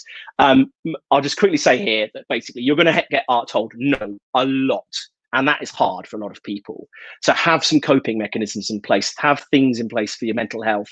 And don't worry if you're not a natural salesperson. You can get better at it with experience. And unfortunately, there is a high incidence of depression among general entrepreneurs, especially tech entrepreneurs and games entrepreneurs. Between 40 and 50% have reported having major depression at some point. So be aware and be prepared for it. There you go, just over. Thank you. I just about exits off. I won't go into that. We're out of time. But thank you. And don't forget the pub quiz happening 5th of December. We had about 2,000 people at the March one, raising money for Special Effect. Do join us for a night of frivolity coming up on the 5th of December. Thank you. Fantastic. Something else for me to come in last place at. Just what I need. Exactly. Fantastic. That was great. I think everyone's been so busy chatting and talking about how much they love Insomnia events and everything. Brilliant. I've not been able to pull out any particular questions, but the burning one for me is how do you go about meeting someone like you and other investors? I mean, where do you start? Yeah, absolutely. And I think you've got to get yourself out there. It's arguably easier in the COVID world, I've found, because it's virtual. You don't have to spend all that money if you're in Brazil or Chile or somewhere like that and fly all the way to GDC or to Gamescom, which is hugely expensive for people who are just starting out. Get to events, do some research online, and just get yourself known, and don't expect it to be built in a day. One thing about fundraising, you can guarantee it will take at least twice as long as you think it's going to do, and it'll be much harder than you think it was. So it's you just got to be prepared for the long haul and reach out. Don't be shy. So many people give up after one email and I never hear from them again because I go, damn, I forgot to go back to that person. But all they just need is to send a follow-up email and I might see it the next time. And I know lots of people like that are in a very similar situation. Absolutely. Very solid advice. Thank you so much for your time tonight, Craig. You've packed that full. This YouTube stream will stay up. For anyone that wants to go back and rewatch that and take notes, it should still be up there. But thank you so much for sharing all those insights with us. A lot. Thanks, Craig. Fantastic. Okay, great. Before we move on to our next speaker, the speakers following that are our guests from Rocksteady.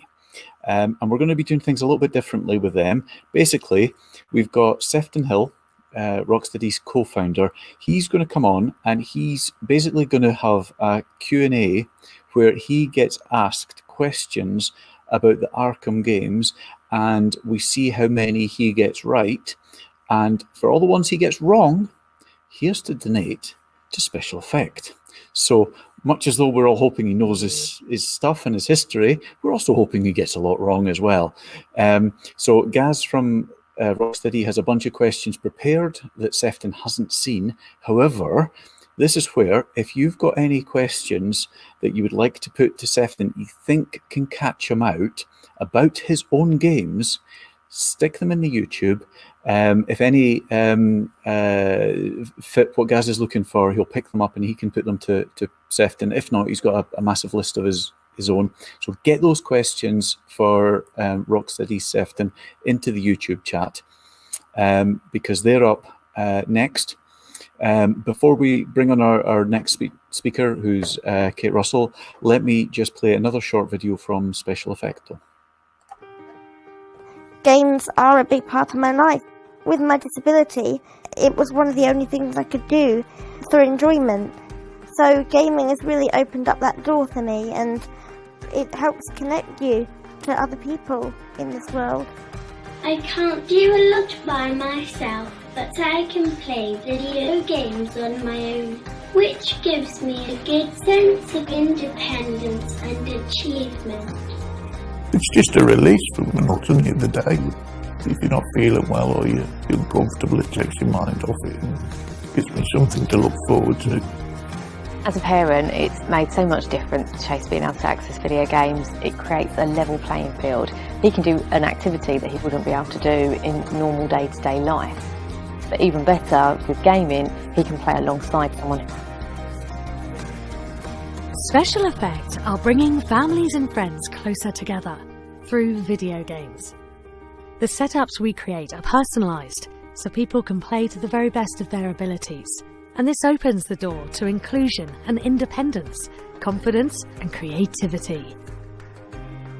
Help us level the playing field and create many more magical gaming moments.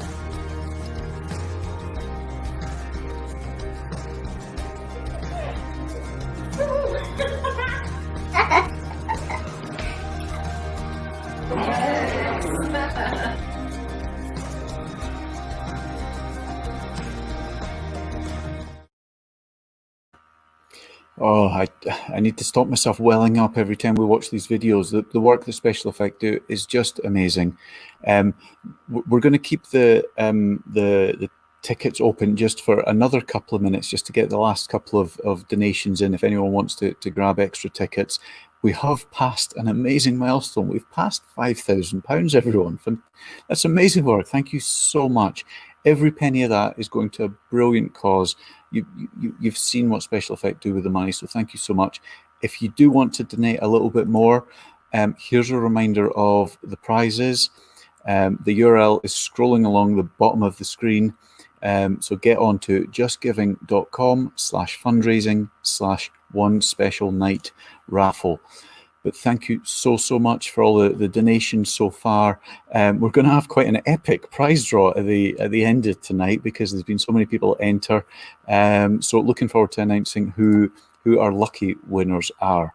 But meantime, what I would like to do is bring on our next speaker, who is reporter and author Kate Russell. Hey, Kate. Oh, Kate, you're on mute. Sorry, Kate, you're on mute, I'm afraid.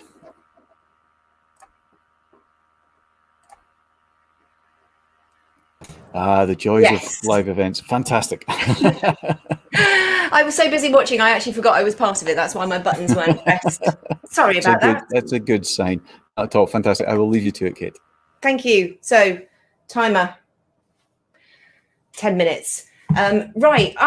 I'm notable on the lineup today for my complete lack of skill or notoriety in making, distributing, or financing the world of games. But instead, I am a gamer. I know quite a few of you in chat already from the gaming communities that I've had the honour to be a part of over the years. And before I talk to you about what I've chosen to talk to you about, I would just like to really implore all of you, if you can't afford to donate something yourself to this amazing charity, hit the like button right now. The more likes we get on the channel, the more people will see it floated up into their recommendations, and give it a share on social media. Why not? Because these guys do amazing work, and everyone deserves to have the freedom and release of gaming, particularly if they've got a condition that prevents them from enjoying life like we normally do. So, not being a game maker, I thought I would talk to you about making content. Now, I've been making content in the world of gaming for since 1995, so I'm in my quarter century.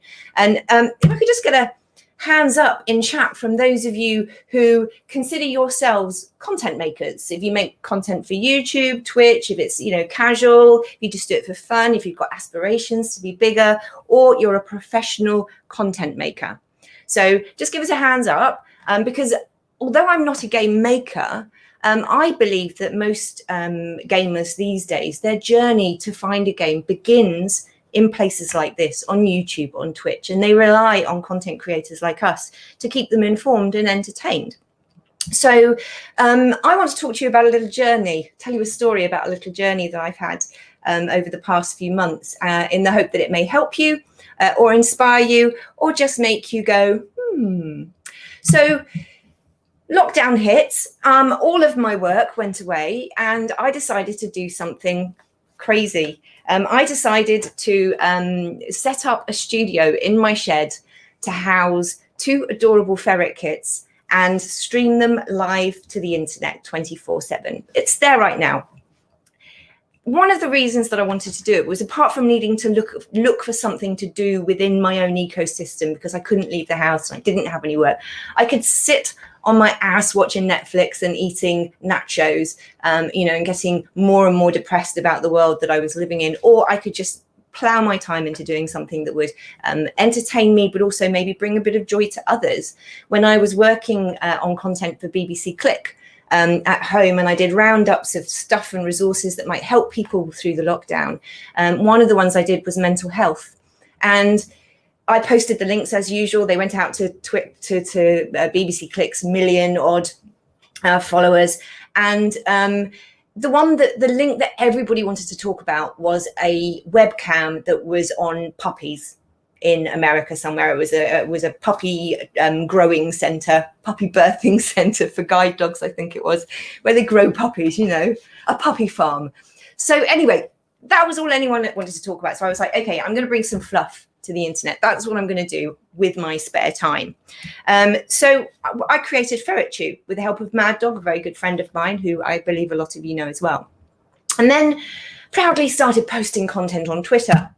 And I posted this, how to stay cool in this weather. It's a cute, cute, cute clip of one of the ferrets just swimming in the pool that we put in their enclosure. And I got this message from Cybergeek, who I've met at events. I think I met him at a Tech for Good Awards.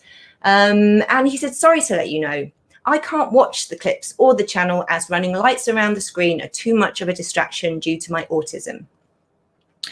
Myself and Mad Dog were devastated.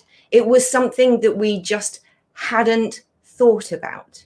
Now, when you look at the work that SpecialEffect does, helping people with disabilities to play video games, to interface with technology for communications, entertainment, but also to get a sense of their own independence back, you can see the work they do, and you can see the need for it in the physical representation around you.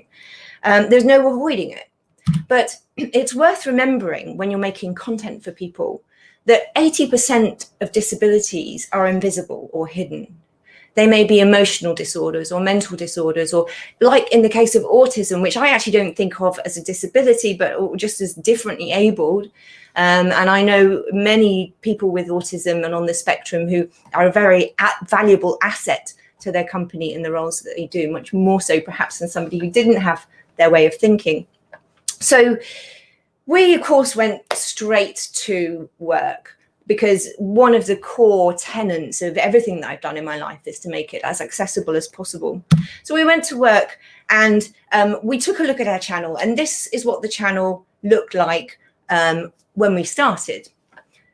And I'm just going to wait for the video to magically start. There we go. So the channel looked like this. And it was really, you know, you can see around the edges, we had the moving camera around, the moving animation around the edges. And one of the reasons we wanted to put the moving animation is, well, the ferrets often don't move for many, many hours. And it's a good indication for people with spotty internet connections that, oh, you are still connected, right? Because the background's still moving. But clearly it was a case of the clip just, you know, that clip shows there's a lot of movement. So I went into DMs and spoke to Cybergeek, by the way, whose permission I have to share this story with you. So I asked him, can you tell me a little about the effects and how it affects you? Because we want to fix it. And he responded with a brilliant summary for me. Hey, Kate, any sort of moving border that is outside the main area of focus will distract attention away from the main area. So when you have the lights or patterns going around the edge of the cameras, it'll draw attention to that rather than the camera. All I want to do is look at the pretty pattern. I know several people who have autism and ADHD and have the same problem. The issue is we can find it hard to zone in on something, especially when we have other things to distract us. The same thing can happen with people talking in a room. It's hard to focus on just one conversation. So easy to distract at the best of times. Oh, look, shiny, see? If you need any further info, please let us know, as I'm happy to help out. Well, I was incredibly lucky to have somebody like Cybergeek following me, who was you know, was willing to actually step forward and say, I have I have a condition and this prevents me from enjoying your content. And this allowed us to engage with him. So Mad Dog got straight on the case, started developing new ideas for our background. And let's not forget, we were a week after launch here. So we had everything we'd worked so hard for. And it's just like, okay, now we've got to change it all up. We've just got to rip it all down and change it all up. So we went into this sort of period of negotiation. It sounds too official, but CyberGeek very helpfully understood that we were trying to keep the movement in there, and that's one of the key problems. So worked with us looking at different iterations of the background animation to get to an acceptable midway point where we could still have a little bit of movement, so we could see just glancing at the screen that it is still running. But it would allow him and other people with a condition similar to him to enjoy our content. So eventually we came back with this.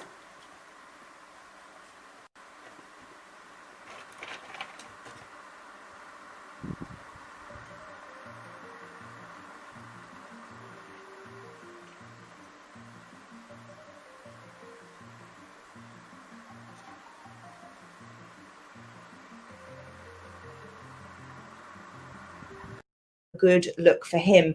So I'm going to crack on.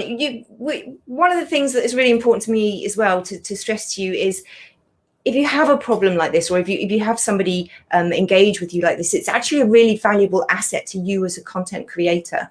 And if you address the problem and solve the problem in the public domain, you can turn it into a positive PR experience for you as well. Sorry to sound completely mercenary, but we want views too, as well as making it accessible. So we had a great exchange with CyberGeek. Lots of other people sort of cheered us on. Another couple of quick things in my last minute that you must do. Stream closed captioner for partnered and affiliates.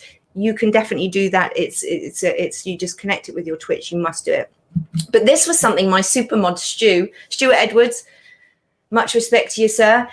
This was something that he suggested to us. When somebody comes into your channel and they're not speaking your natural language, I see it so many times. People say, oh, English only in this channel, please. Don't speak your language in this channel.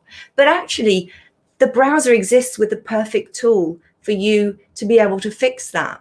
And they can speak in their own language. You just right click on it, translate to English, and then it will translate all of that person's content to your language. So we've made a command in our Twitch channel to tell our viewers how they can allow other people to join in who might not be as comfortable in the English as their second language.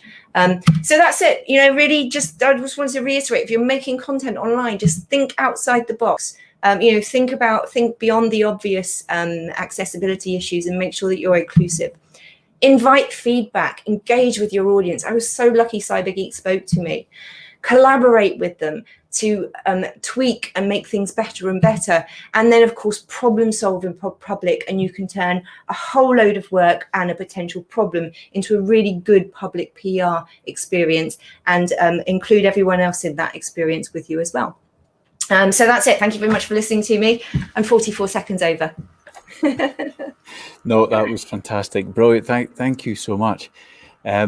There's been so many comments in the chat. I've struggled out to pick specific questions, but I would just like to say I think it's fantastic, the approach you've taken, the fact that you've picked up on the comment that's come in about the channel, and the way you worked with the person to get a resolution. I mean, I think we can all take a leaf out of that book, and I think make our own content more accessible, and it just means more people are going to be able to watch it. So I think we can all learn from you. Thank you very much. Oh, well, thank you so much. And just and you guys, you're the kings of doing this. So SpecialEffect are absolute legends, and Colin, I must say, you are a consummate host of this event as well. Very impressed. I will say that you lie very beautifully, if you don't mind me accusing you of that. It's 100% the truth. No, you're doing brilliantly. Well done. Thank you so much for taking the time to come and join us tonight. Thank you for supporting SpecialEffect. We've raised a ton of money. It's going to do a world of good. So thank you again. Brilliant. Thank you. Goodbye for now. Okay, fantastic. Right, this is the one I see in the chat. We've got lots of anticipation for. So let me bring in Sefton and Gaz from Rocksteady. Gents. Hey, Colin, how you doing? I'm good, thanks. Sefton, are you ready for this? Yeah. No. I guess we're going to find out.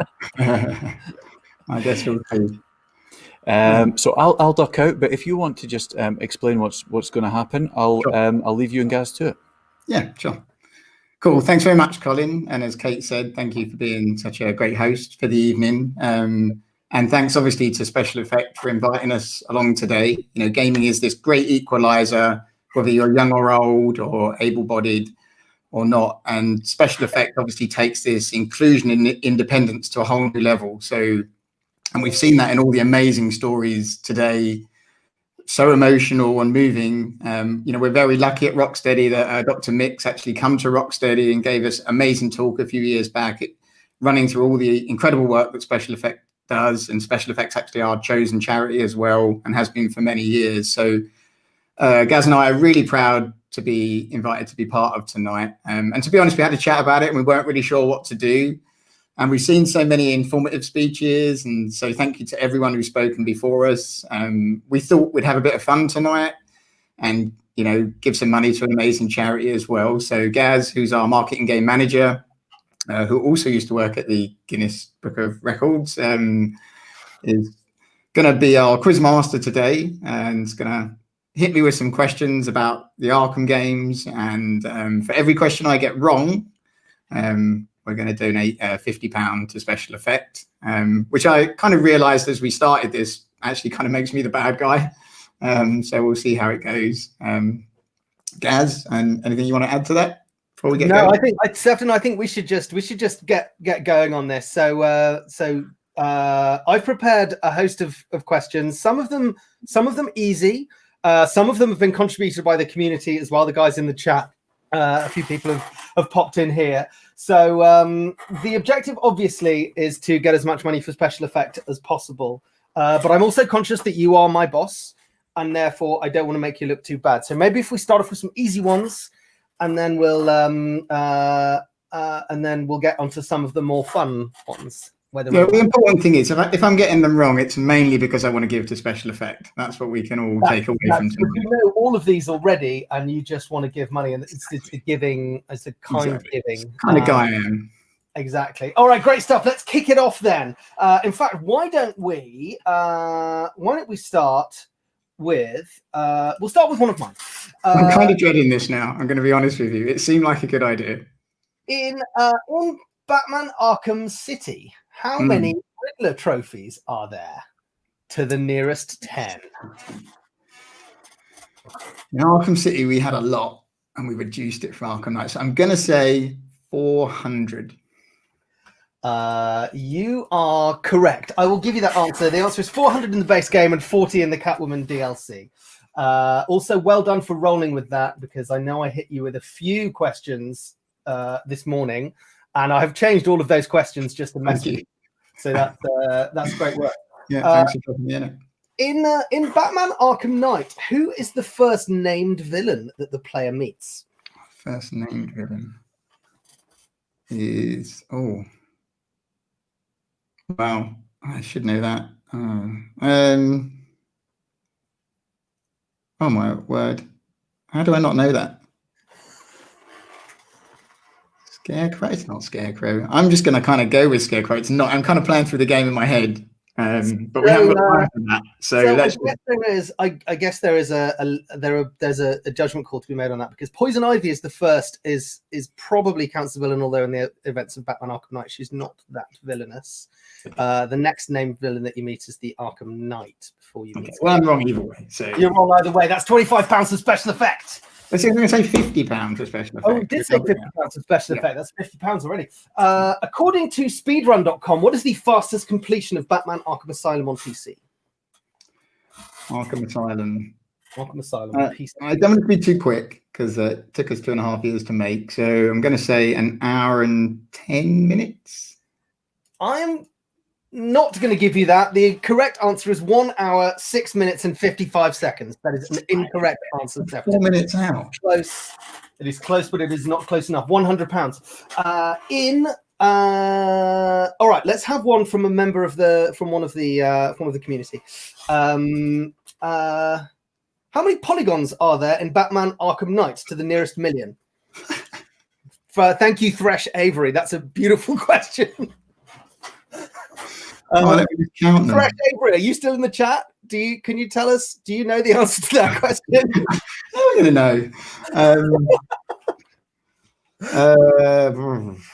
know. 20. It's probably not 20. It's probably not 20. Let's call that 150. Yeah. In Batman Arkham City, the Mr. Freeze boss fight requires Batman to change strategy each time he hits Mr. Freeze. How many different ways are there to attack him? Wow, that might be a bit of a trick question because I'm going to go with, trying to remember because we did it in a grid.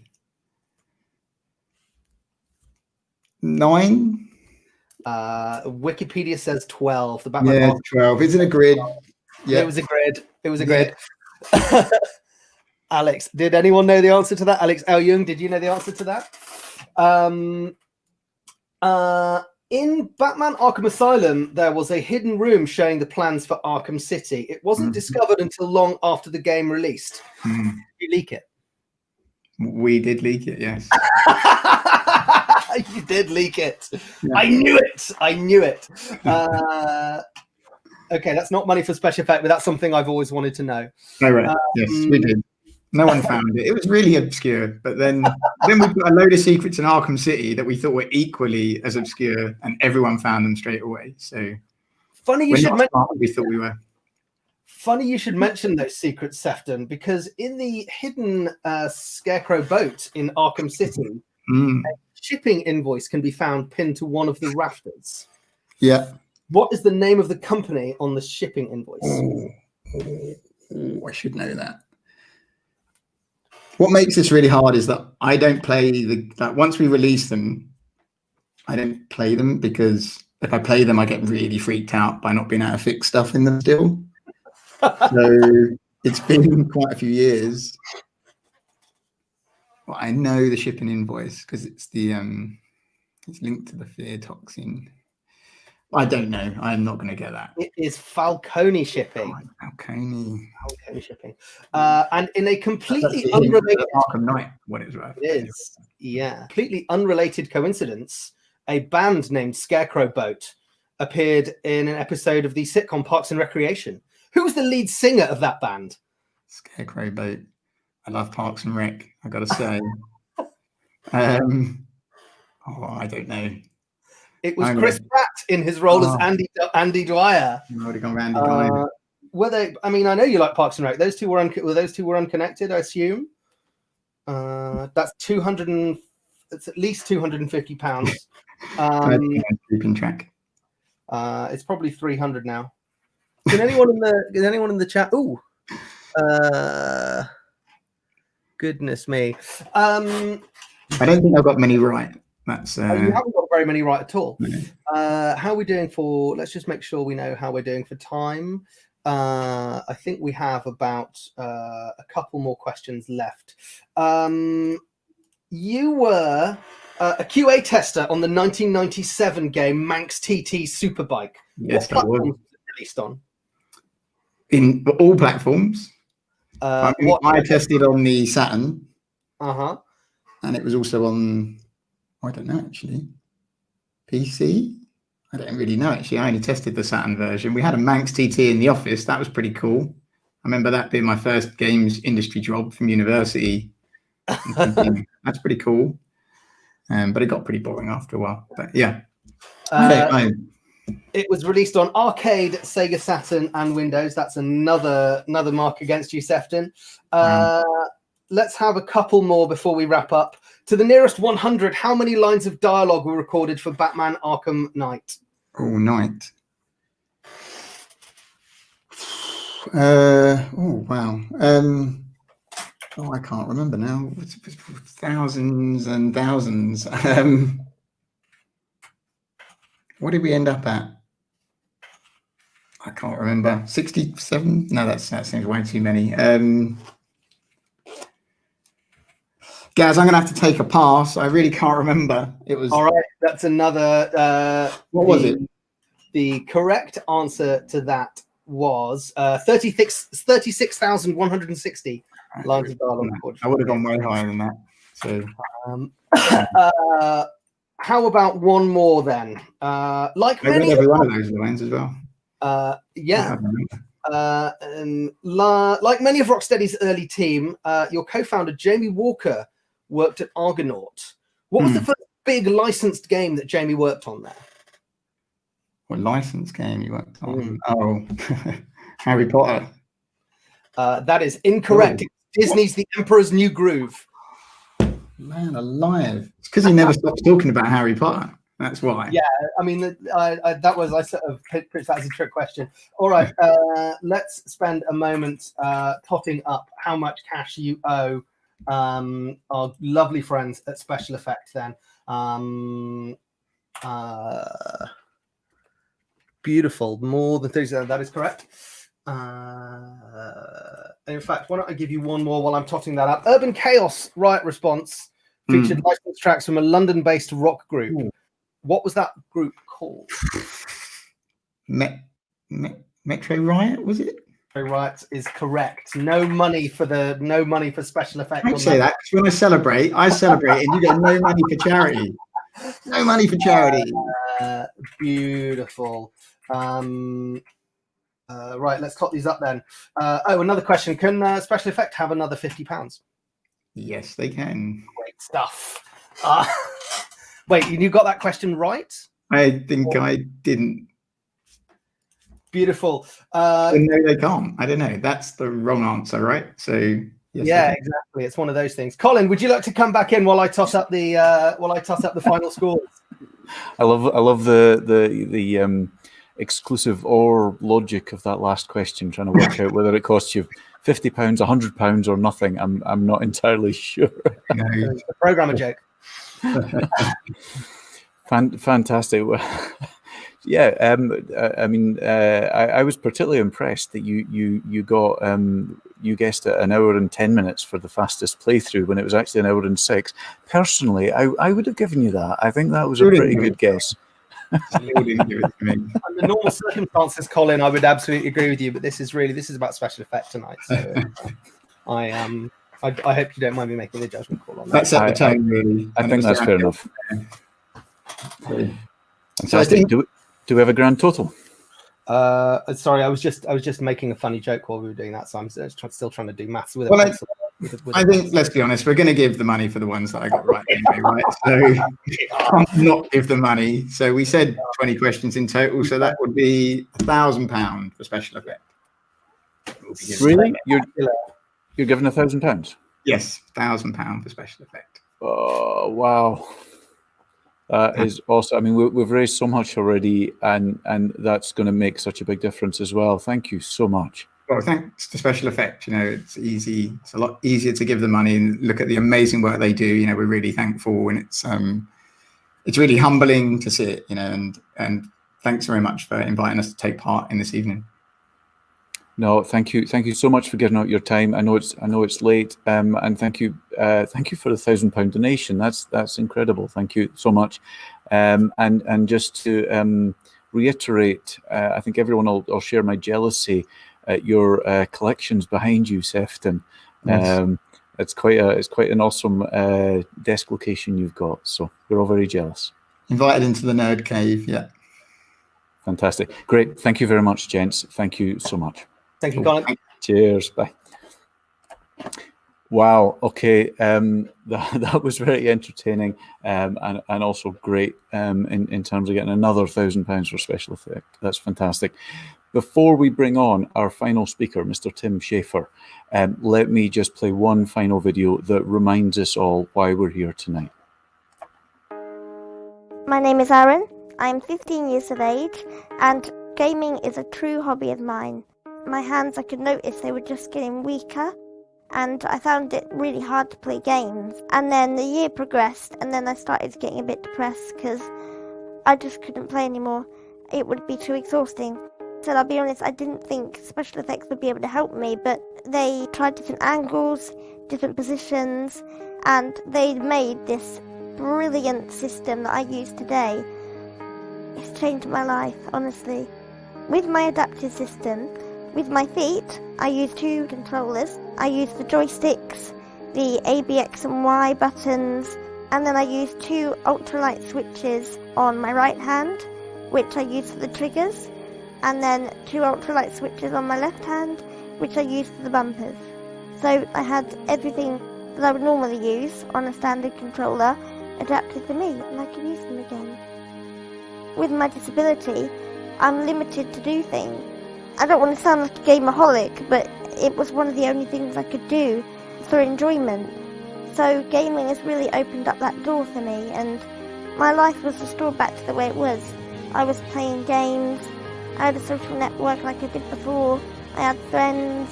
It helps connect you to other people in this world. It's just fun, and it's something for me to do, to unwind from GCSEs and pressure and, you know, just life. So games do me a lot to me. I don't know where I'd be without Special Effects. My hobby, gaming, it wouldn't be a thing anymore. So I'm really grateful for them for that.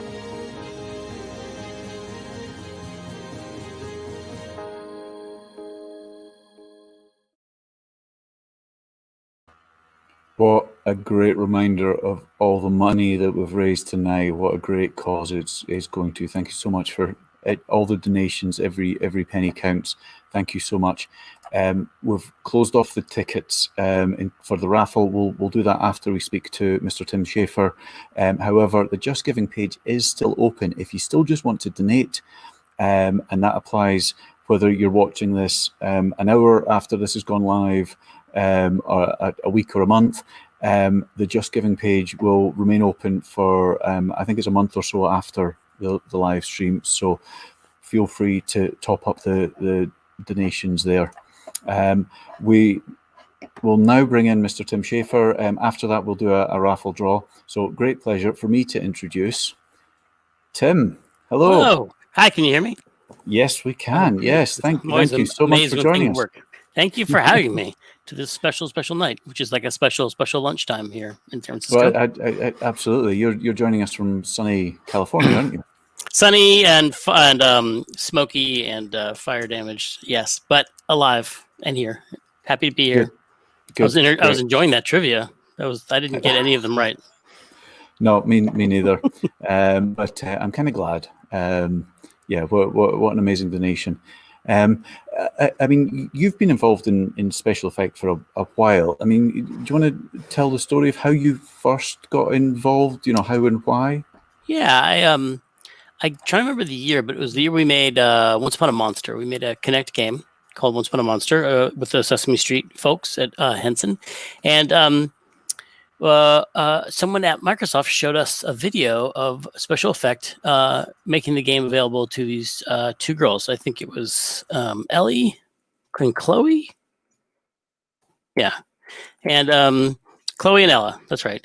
And they were playing the game, and it was just this amazingly powerful video because, you know, you make video games and you make them for your own creative satisfaction, and then for the team and working together with people, and then you release them and maybe you see a review or something like that, and you kind of sometimes over the years can lose touch with, you know, why you're making them, you know, what actually you're going for, and then you see someone that gets so much joy on their face from playing a game, and it's someone who wouldn't normally be able to play the game. Just makes it so much more incredible, and it just really reminds you, I think, when you make games of why you make games. I think Special Effect has that extra added benefit for those of us in the game community to really keep us in touch with why we do it. Yeah, absolutely, and I think that's echoed through all the other game makers we've heard from tonight. So it's just great that Special Effect have managed to get you involved over the years. Much appreciated. I think we've got lots of folk on the stream today that are hoping to get into the industry for the first time. And I read somewhere you had an interesting experience getting your first start at LucasArts. Could you tell us a little bit about that? If I can remember way that far back, it was in 1989. I had been, graduated college, and I was applying to all these companies that I'd wanted to work for all my life, like Atari, and then other just computer companies like Hewlett Packard. And I was getting rejection after rejection. I have all these rejection letters. And then I saw this job listing at LucasArts, or Lucasfilm Games, as it was called at the time. And they wanted programmers who could write dialogue. And that was my 2 interests. I was a computer science major, and I was doing short story writing. And and I applied, and I got a call, and they David Fox, who interviewed me, asked me what my favorite LucasArts game was, and I said Ball Blaster, which was my favorite. I played it on the Atari 800 all the time. Just love this game. And he goes, Ball Blaster, huh? And I was like, yep, it's my favorite. He goes, that's what the game's actually called Ball Blazer, but the pirated version was called Ball Blaster. And I was like, oh no, I have found my dream job and I've lost it by pirating the games from the company that I want to work for. And he said, well, go ahead and send me a application and a cover letter and try and describe your ideal job. And why not? And I thought I'd lost it, lost the opportunity. So I just went all out, and I made this job application that looked like the kind of games I was playing at the time, which is like a text adventure. I made a text adventure about, you're standing off in a career center, and the transcript was of someone on an adventure of trying to find their dream job. And I illustrated it with my Atari 800 using a koala pad, which is like this old, I did these really janky looking pictures, and I got someone's attention, and I got called in for an interview, and then it all worked out, and I was really, really lucky. So that's my advice to young people trying to get the game, to get really, really lucky. But I think the thing that helped is that I thought I had nothing to lose because I had blown it. I thought I had messed up the interview, so I just went for it. Those things can backfire, though. If you there's a creative resume, and then there's like a too creative resume. But I think if you show some of the skills for the job you're trying to apply for, which in my case was like writing game dialogue. So if you write some game dialogue, then I think that can help out. We've had people do interactive applications, and that actually got our attention, and we hired someone based on that. So it can work. Very cool. I mean, you described it as a lucky break there, but I mean, you've had an amazing career producing so many games that are loved by so many. Is there any moments that jump out as your luckiest break, if not that original one? I mean, that was pretty lucky, but it was lucky break that I'd been preparing for many, many years, studying writing and studying computer science. We got canceled once, and then we got our game re-signed like the week we ran out of money from Psychonauts. Wouldn't have happened if it wasn't for the company Majesco that re-signed us. And we've had some close calls like that as independent studio. Now we're part of Microsoft, so we're a lot less worried on a day-to-day basis. But I feel like we're lucky every day because we still get to do what we love and make games, and we've been doing it for 20 years at Double Fine and 10 years before that. So I feel really fortunate. Fantastic. And a question from the audience. Thresh is asking, is there one thing you wish you'd done differently over your career? That's a great question. Besides investing in real estate in the 90s, I don't have a lot of regrets because, every game you play, like Sefton was saying, he doesn't play his games after they ship because he can't fix the bugs. And that can be kind of, playing some games, I can definitely see I wish I could have worked on this for 9 more months. But the thing that I've been really lucky about is I've always been able to pursue the creative endeavors that I've wanted to. We've always, making my dream games like Brutal Legend and Psychonauts were just these games I really wanted to make. And so I've been lucky to make them, and I don't regret them. And I don't have a lot of regrets. Cool. Good to hear. Should I come up with a better one? I'll think about some regrets. Not having regrets is a good thing. What would be your advice now? Because obviously the industry's moved on. What would be your advice now for people wanting to follow in your footsteps? Well, I always feel a lot of responsibility giving advice because who knows what would work. But I feel like that, the world can be really confusing, and it's not exactly set in stone how you should approach getting a job. But I think if you focus on your craft, like what you like to do, and practice that every day, whether it's writing, programming, art, music, do it every day and get better at it. And eventually I feel like if you keep doing what you love the most and you get better at it, the world eventually comes knocking on your door just by you putting out a demo or you putting out just something. If you keep getting better at what you do, then you'll both be doing what you love, which is great, and you'll be getting better at it. And pretty soon you'll be like a top person in that field, and you'll just you'll find opportunities opening up. Perfect. Good advice. Another question from the stream. Victoria is asking, what do you feel is the most important thing about storytelling in video games? Storytelling in video games. There are a lot of things I care about in storytelling in video games. I really like the element of surprise and keep your cutscenes under 3 lines if you can. But I think mostly it's about the thing I care about the most is making characters feel real, like real people, and treating them like real people, which means creating really full and rich backstories for them, and just feeling like making them real to you as the author, like this person, so that when it comes time to write a scene for them or to set up a narrative situation for them, you'll just know how they should behave. You'll know how they should act, because in your head they're real, and there's things they'll do and there's things they won't do. And if anything, you'll have trouble making them do something that they don't want to do. These characters will tell you how they want to act, and I think that's the important thing, to be specific and detailed in that character and what they're doing. Even if it's like a side character, I think that's the biggest mistake is the people put a lot of energy into the backstory of the hero, but then you'll meet somebody who's just like a guard or something like that, and they'll seem really generic because you didn't figure out why that specific guard is different than any other guard. A question from Jim, harking back to Monkey Island. So Monkey Island, the original game, it's hit an anniversary recently, hasn't it? It's been out a while. Yeah, I think it's been like 300 years since the first Monkey game. I think 302. Since it was set, anyway. Do you think there's room for a new Monkey Island? I mean, there's always room. I don't know if there's legal rights. I don't know how that would get made, but it's an interesting. The property has been created by Ron Gilbert, and I worked on the first 2 with him, and it's gone into other hands since then. And in some ways, I feel like it's one of those franchises that almost belongs to the fans now, because there've been so many different people handling it and over the years, and so many people love different things about each version of it that I think. There's a question of who should make it, and I don't know. I'm in a strange place now where I've done some retro things recently, doing a point-and-click adventure with Broken Age, and then doing a sequel, which we're doing with Psychonauts, and remastering our old adventure games. Very looking back at all these things very fondly, but sometimes I go through these phases of like, oh, no more sequels, no.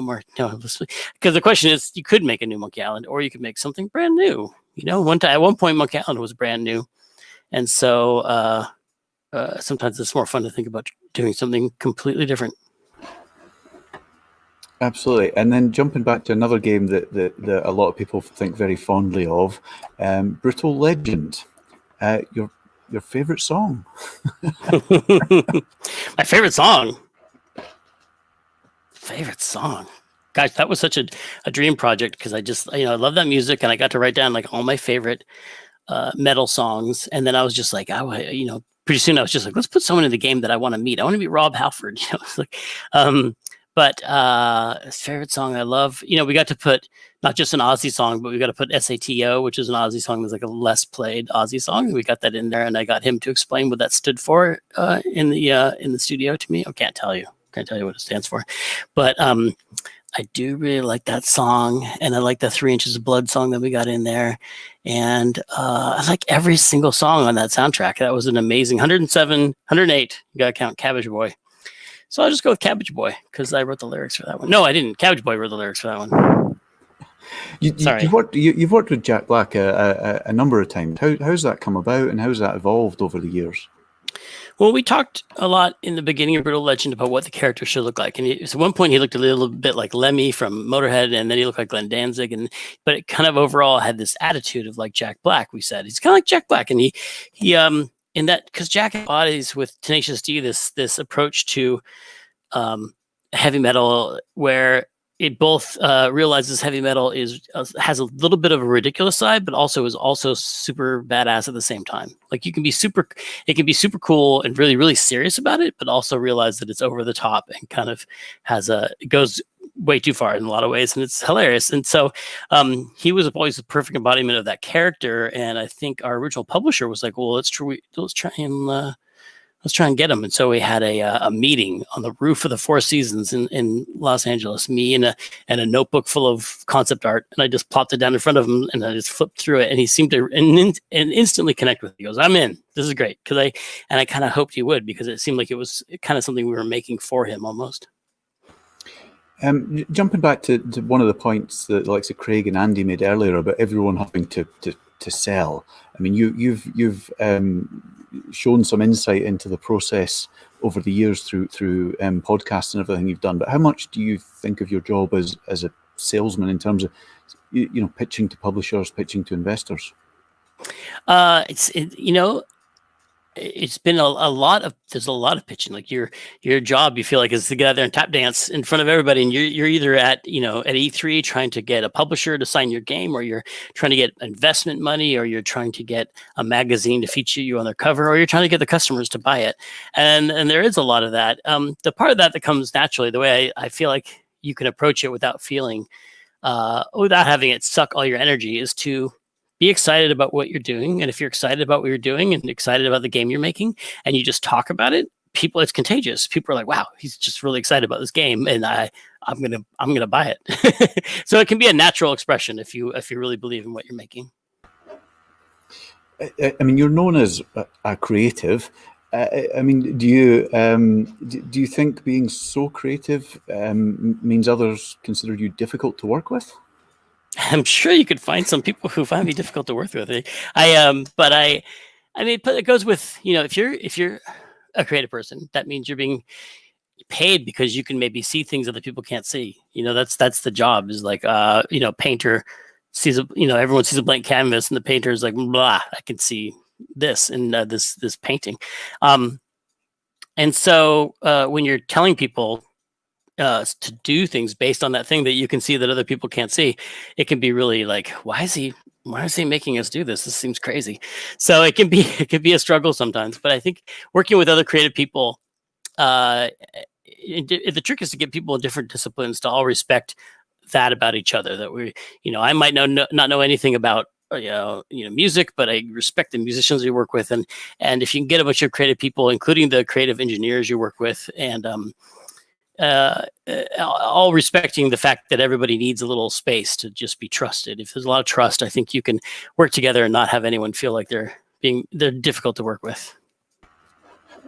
Absolutely. So just touching on that point about respected people that you're working with, another question from the chat from Janine. Who have you looked up to throughout your whole career? Well, I was really fortunate when I got a job at LucasArts, because there were so many great and experienced people that I learned so much from. Obviously, Ron Gilbert, who was a mentor and brought us onto Monkey Island and taught me a lot about not being afraid of my crazy ideas, because I was more prone to self-censoring. I wrote the line, "Look behind you, there's a three-headed monkey." And then Ron came up and he saw that in the game and he chuckled, and I was like, "Don't worry, I'm taking that out. I'm gonna write a serious line for that later." And he goes, "No, we're keeping that. We're gonna draw a monkey. We're gonna draw a three-headed monkey." And I couldn't believe that he was gonna put this three-headed monkey in the game, because it seemed like at the time the stupidest idea I could think of. And it kind of taught me that sometimes the stupidest idea you can think of is the best one, and so I learned that from him. Hal Barwood was there from the Indiana Jones games, and he taught me a lot about how to edit, my writing down and become a better writer by being a better editor. Noah Falsting was there, and I remember getting an AI lesson from him. And those are the early days, the early teachers. But then, outside of that, as a working person, I really have admired the games of a lot of companies, like Media Molecule. Like Little Big Planet is always one of those games where I'm like, oh man, I wish I could flash everybody with a Men in Black thing and then tell everyone that I made Little Big Planet, because that is like the greatest. That is the greatest game. Everything that comes out of Media Molecule and Dreams is just so creative and a celebration of creativity, and I just love everything that they do. And there's so many great things going on in the games industry. It's hard, but that's one of the groups that I've always thought of, like admired what they do. Yeah. Fantastic. I mean, amongst all the game developers around the world, you're one of the more famous ones. You're a celebrity developer. What's that been like? Do you get stopped in the street? Do your family wish you weren't so prominent? I just gotta stick around long enough. You just gotta hang out long enough, like ugly buildings and politicians. You just eventually become respectable, like they say. But it's I say outside of the internet, it's pretty nice. Like you do sometimes have people stop you in the street, because it's always pleasant. Like people don't stop you like, I just want to tell you I don't like your game. Like they usually stop you because they really like your games, and it's always a nice interaction. And it's nice to meet people and be reminded of why you're making these games and that they cause people happiness. If you do it right. On the internet, people could be a lot meaner, but that's just the internet.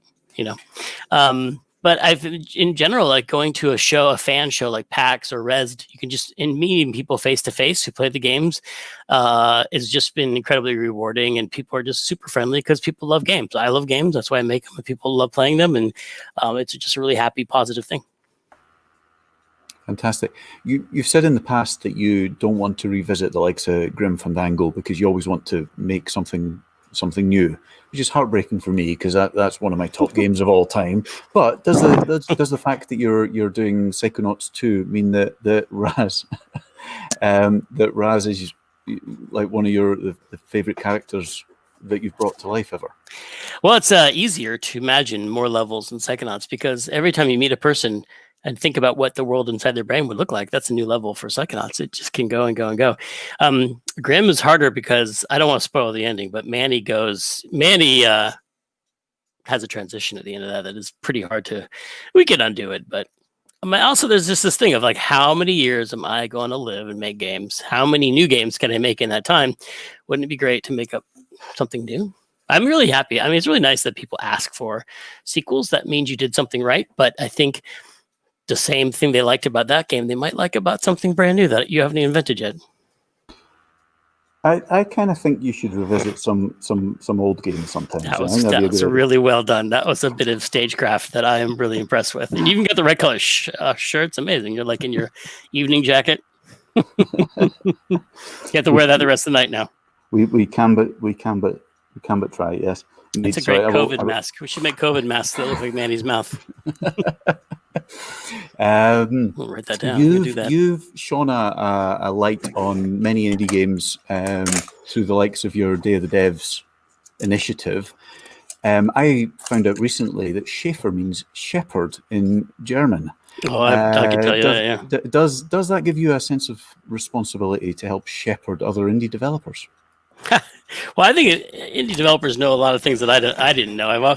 I found it in some ways the reverse. Like I've met, indie developers who have taught me a lot about how to do things in a way that, because I grew up in a certain, came up through the industry through the publishing model, and so I had a really big idea of like how games are made. And it was, meeting Nathan Vella at Cappy and seeing how he was running his business. I was like, there's other ways of doing this. And so I've learned a lot by meeting younger developers and seeing their different approach to games. But there is something where, we've been around a long time, so we know certain things. And it started, I think, after our Kickstarter. We did a Kickstarter that made a lot of money, and people were asking us, like, look at my Kickstarter. What do you think? What do you think about this? Give us some advice. And we started giving advice about how to run platform, how to run a crowdfunding campaign. And then pretty soon we're like, you should make sure you call this platform holder. Here's the person you call at Xbox. Here's the person you call here and there. And we realized that we had acquired over the years a lot of that kind of knowledge. How do you certify a game? How do you get all your TCRs done? How do you all these little things about shipping and promoting a game that we could share with people? So we did, through Double Fine Presents or Day of the Devs, tried to both highlight games that we love because we think there's a lot of games out there, and we wanted to bring attention to the developers that we thought were special, and then also help them through the process because there's just a lot of barriers that could get in the way of a game getting out there. So yeah, it's fun. It's great. Everyone benefits. Oh my gosh, another costume change. I'm seeing a lot of love for Psychonauts in the comments. It's had an effect on you. Tell us a little bit about the sequel. Oh, Psychonauts 2, creatively named Psychonauts 2, takes place the next day after, there's Psychonauts and the Rhombus of Ruin, which was the a PlayStation VR game that we made that tells the story of the next day, the rescue mission that you go on after Psychonauts 1 to save your friend Lily's father, the head of the Psychonauts. And then Psychonauts 2 is about leaving... Actually, do people know what Psychonauts is? Should I explain that? Psychonauts is about a young boy who's a psychic who is also an acrobat who can go inside people's heads, their mental worlds, and the levels in the game are these mental worlds that are built on the dreams, the nightmares, and the psychic situation inside someone's head. And so in the second game, Raz goes to the headquarters of the Psychonauts. The Psychonauts are an international spy organization who do espionage using all these telekinetic and other psychic powers. And so he goes there and he finds out there's a mole in the Psychonauts who's trying to take it down. And he has to uncover who the mole is and find out all these secrets about the Psychonauts that he didn't know before, as well as secrets about his own family. and punches a lot of people. Fantastic. We're looking forward to that. We're out of time. We've run over. We've taken up more of your time than we intended. Do we make too much money? Do we make too much money for special effect? We have made a lot of money for special effect. It's been great. Thank you so much for your time. That's pulled in a lot of people. We really appreciate it, and your support for special effect. I just feel lucky to be associated with such a great group. I mean, they've done so many amazing things. They've helped us add, just a tiny change in a game can make it accessible to so many more people. And I think, accessibility in games is something that I think all developers are thinking about now, but that wasn't the case just 5 years ago. And I think Special Effect has had a lot to do with that. And just being able to actually bring actual happiness to so many people is just such a rewarding thing. And I'm so glad they're here, and I wish them many more years. Fantastic. Great. Thank you so much again, Tim. Thank you. All right. Bye. Wow. What an amazing bunch of great speakers. Some of them I'm lucky enough to know. Some of them I now feel lucky enough to have met for the very first time. And we've raised an absolute ton of money. This has been fantastic. Now let's do a raffle. So you will need to bear with me just for a minute while I get my second screen set up with the amazing wheel of names that we have got up and running with everyone's names from all the tickets. So basically we have punched in everyone's names for every £5 that someone has donated. We've punched in your name into this wheel of names. They're spinning round, and we'll basically just draw our 12 prizes now. So very first prize is the HyperX Cloud Alpha S Blackout headset, donated by HyperX. So let's draw for it.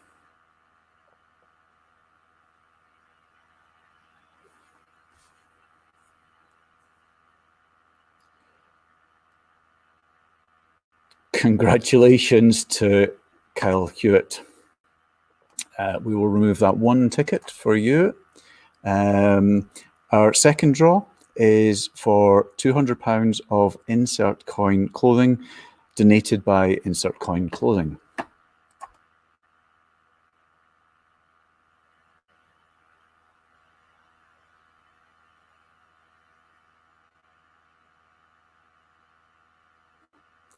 An industry name there, Shin, congratulations. You have got £200 of Insert Coin clothing. Our third draw is for a professional pass to Game Lab Barcelona.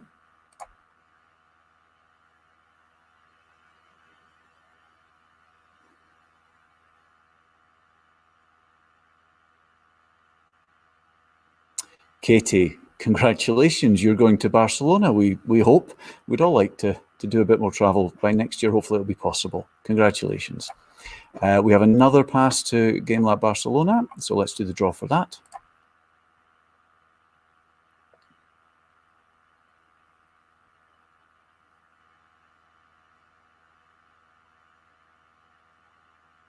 George Johnson, congratulations.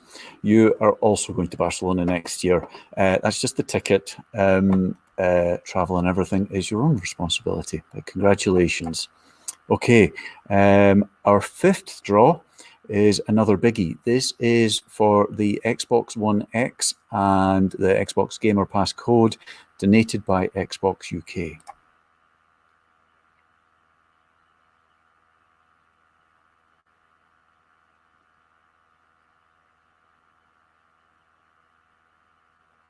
Tom Haygarth, congratulations. You have a new Xbox. Fantastic. Okay. Our sixth and seventh draws are for a conference pass equivalent to a professional standard ticket to Pocket Gamer Connect in November. So let's do the first of those draws.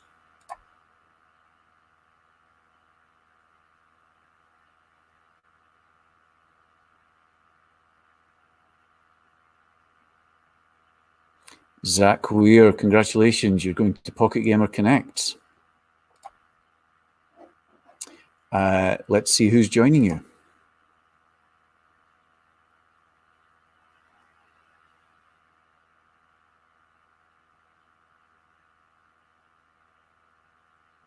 Jack R.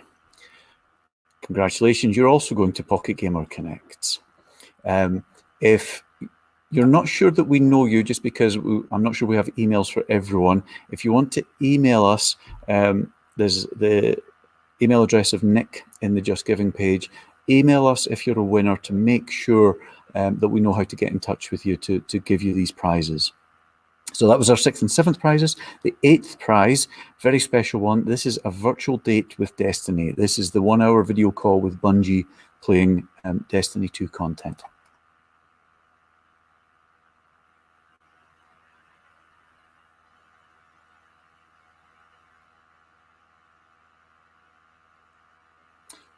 Kay Bunting, congratulations.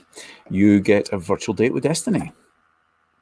Our 9th draw is for the D&D Starter Set and Essentials Kit, donated by Wizards of the Coast. Let's see who wins draw 9.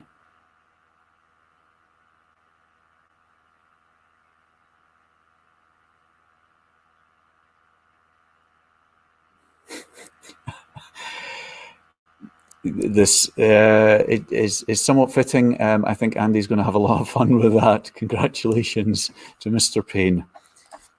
Thank you for your donation of cash as well as for your time speaking tonight, Andy. Our 10th draw is the Rocksteady package. So this has Arkham Knight Collector's Edition, Arkham Lithograph, and a Rocksteady t-shirt, donated by Rocksteady, who have already been so generous tonight.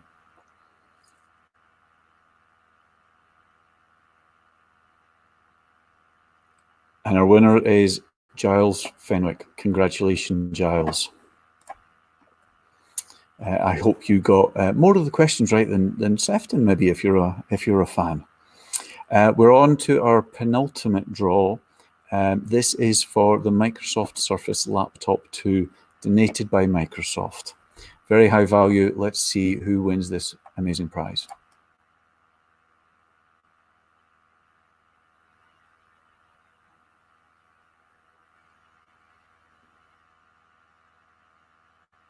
Ross Mark, fantastic. That's a brilliant prize to have won. Congratulations. Thank you for your donation. And now our final prize is the Philips 4K HDR monitor with Ambiglow, kindly donated by Philips. Let's see who wins our last prize.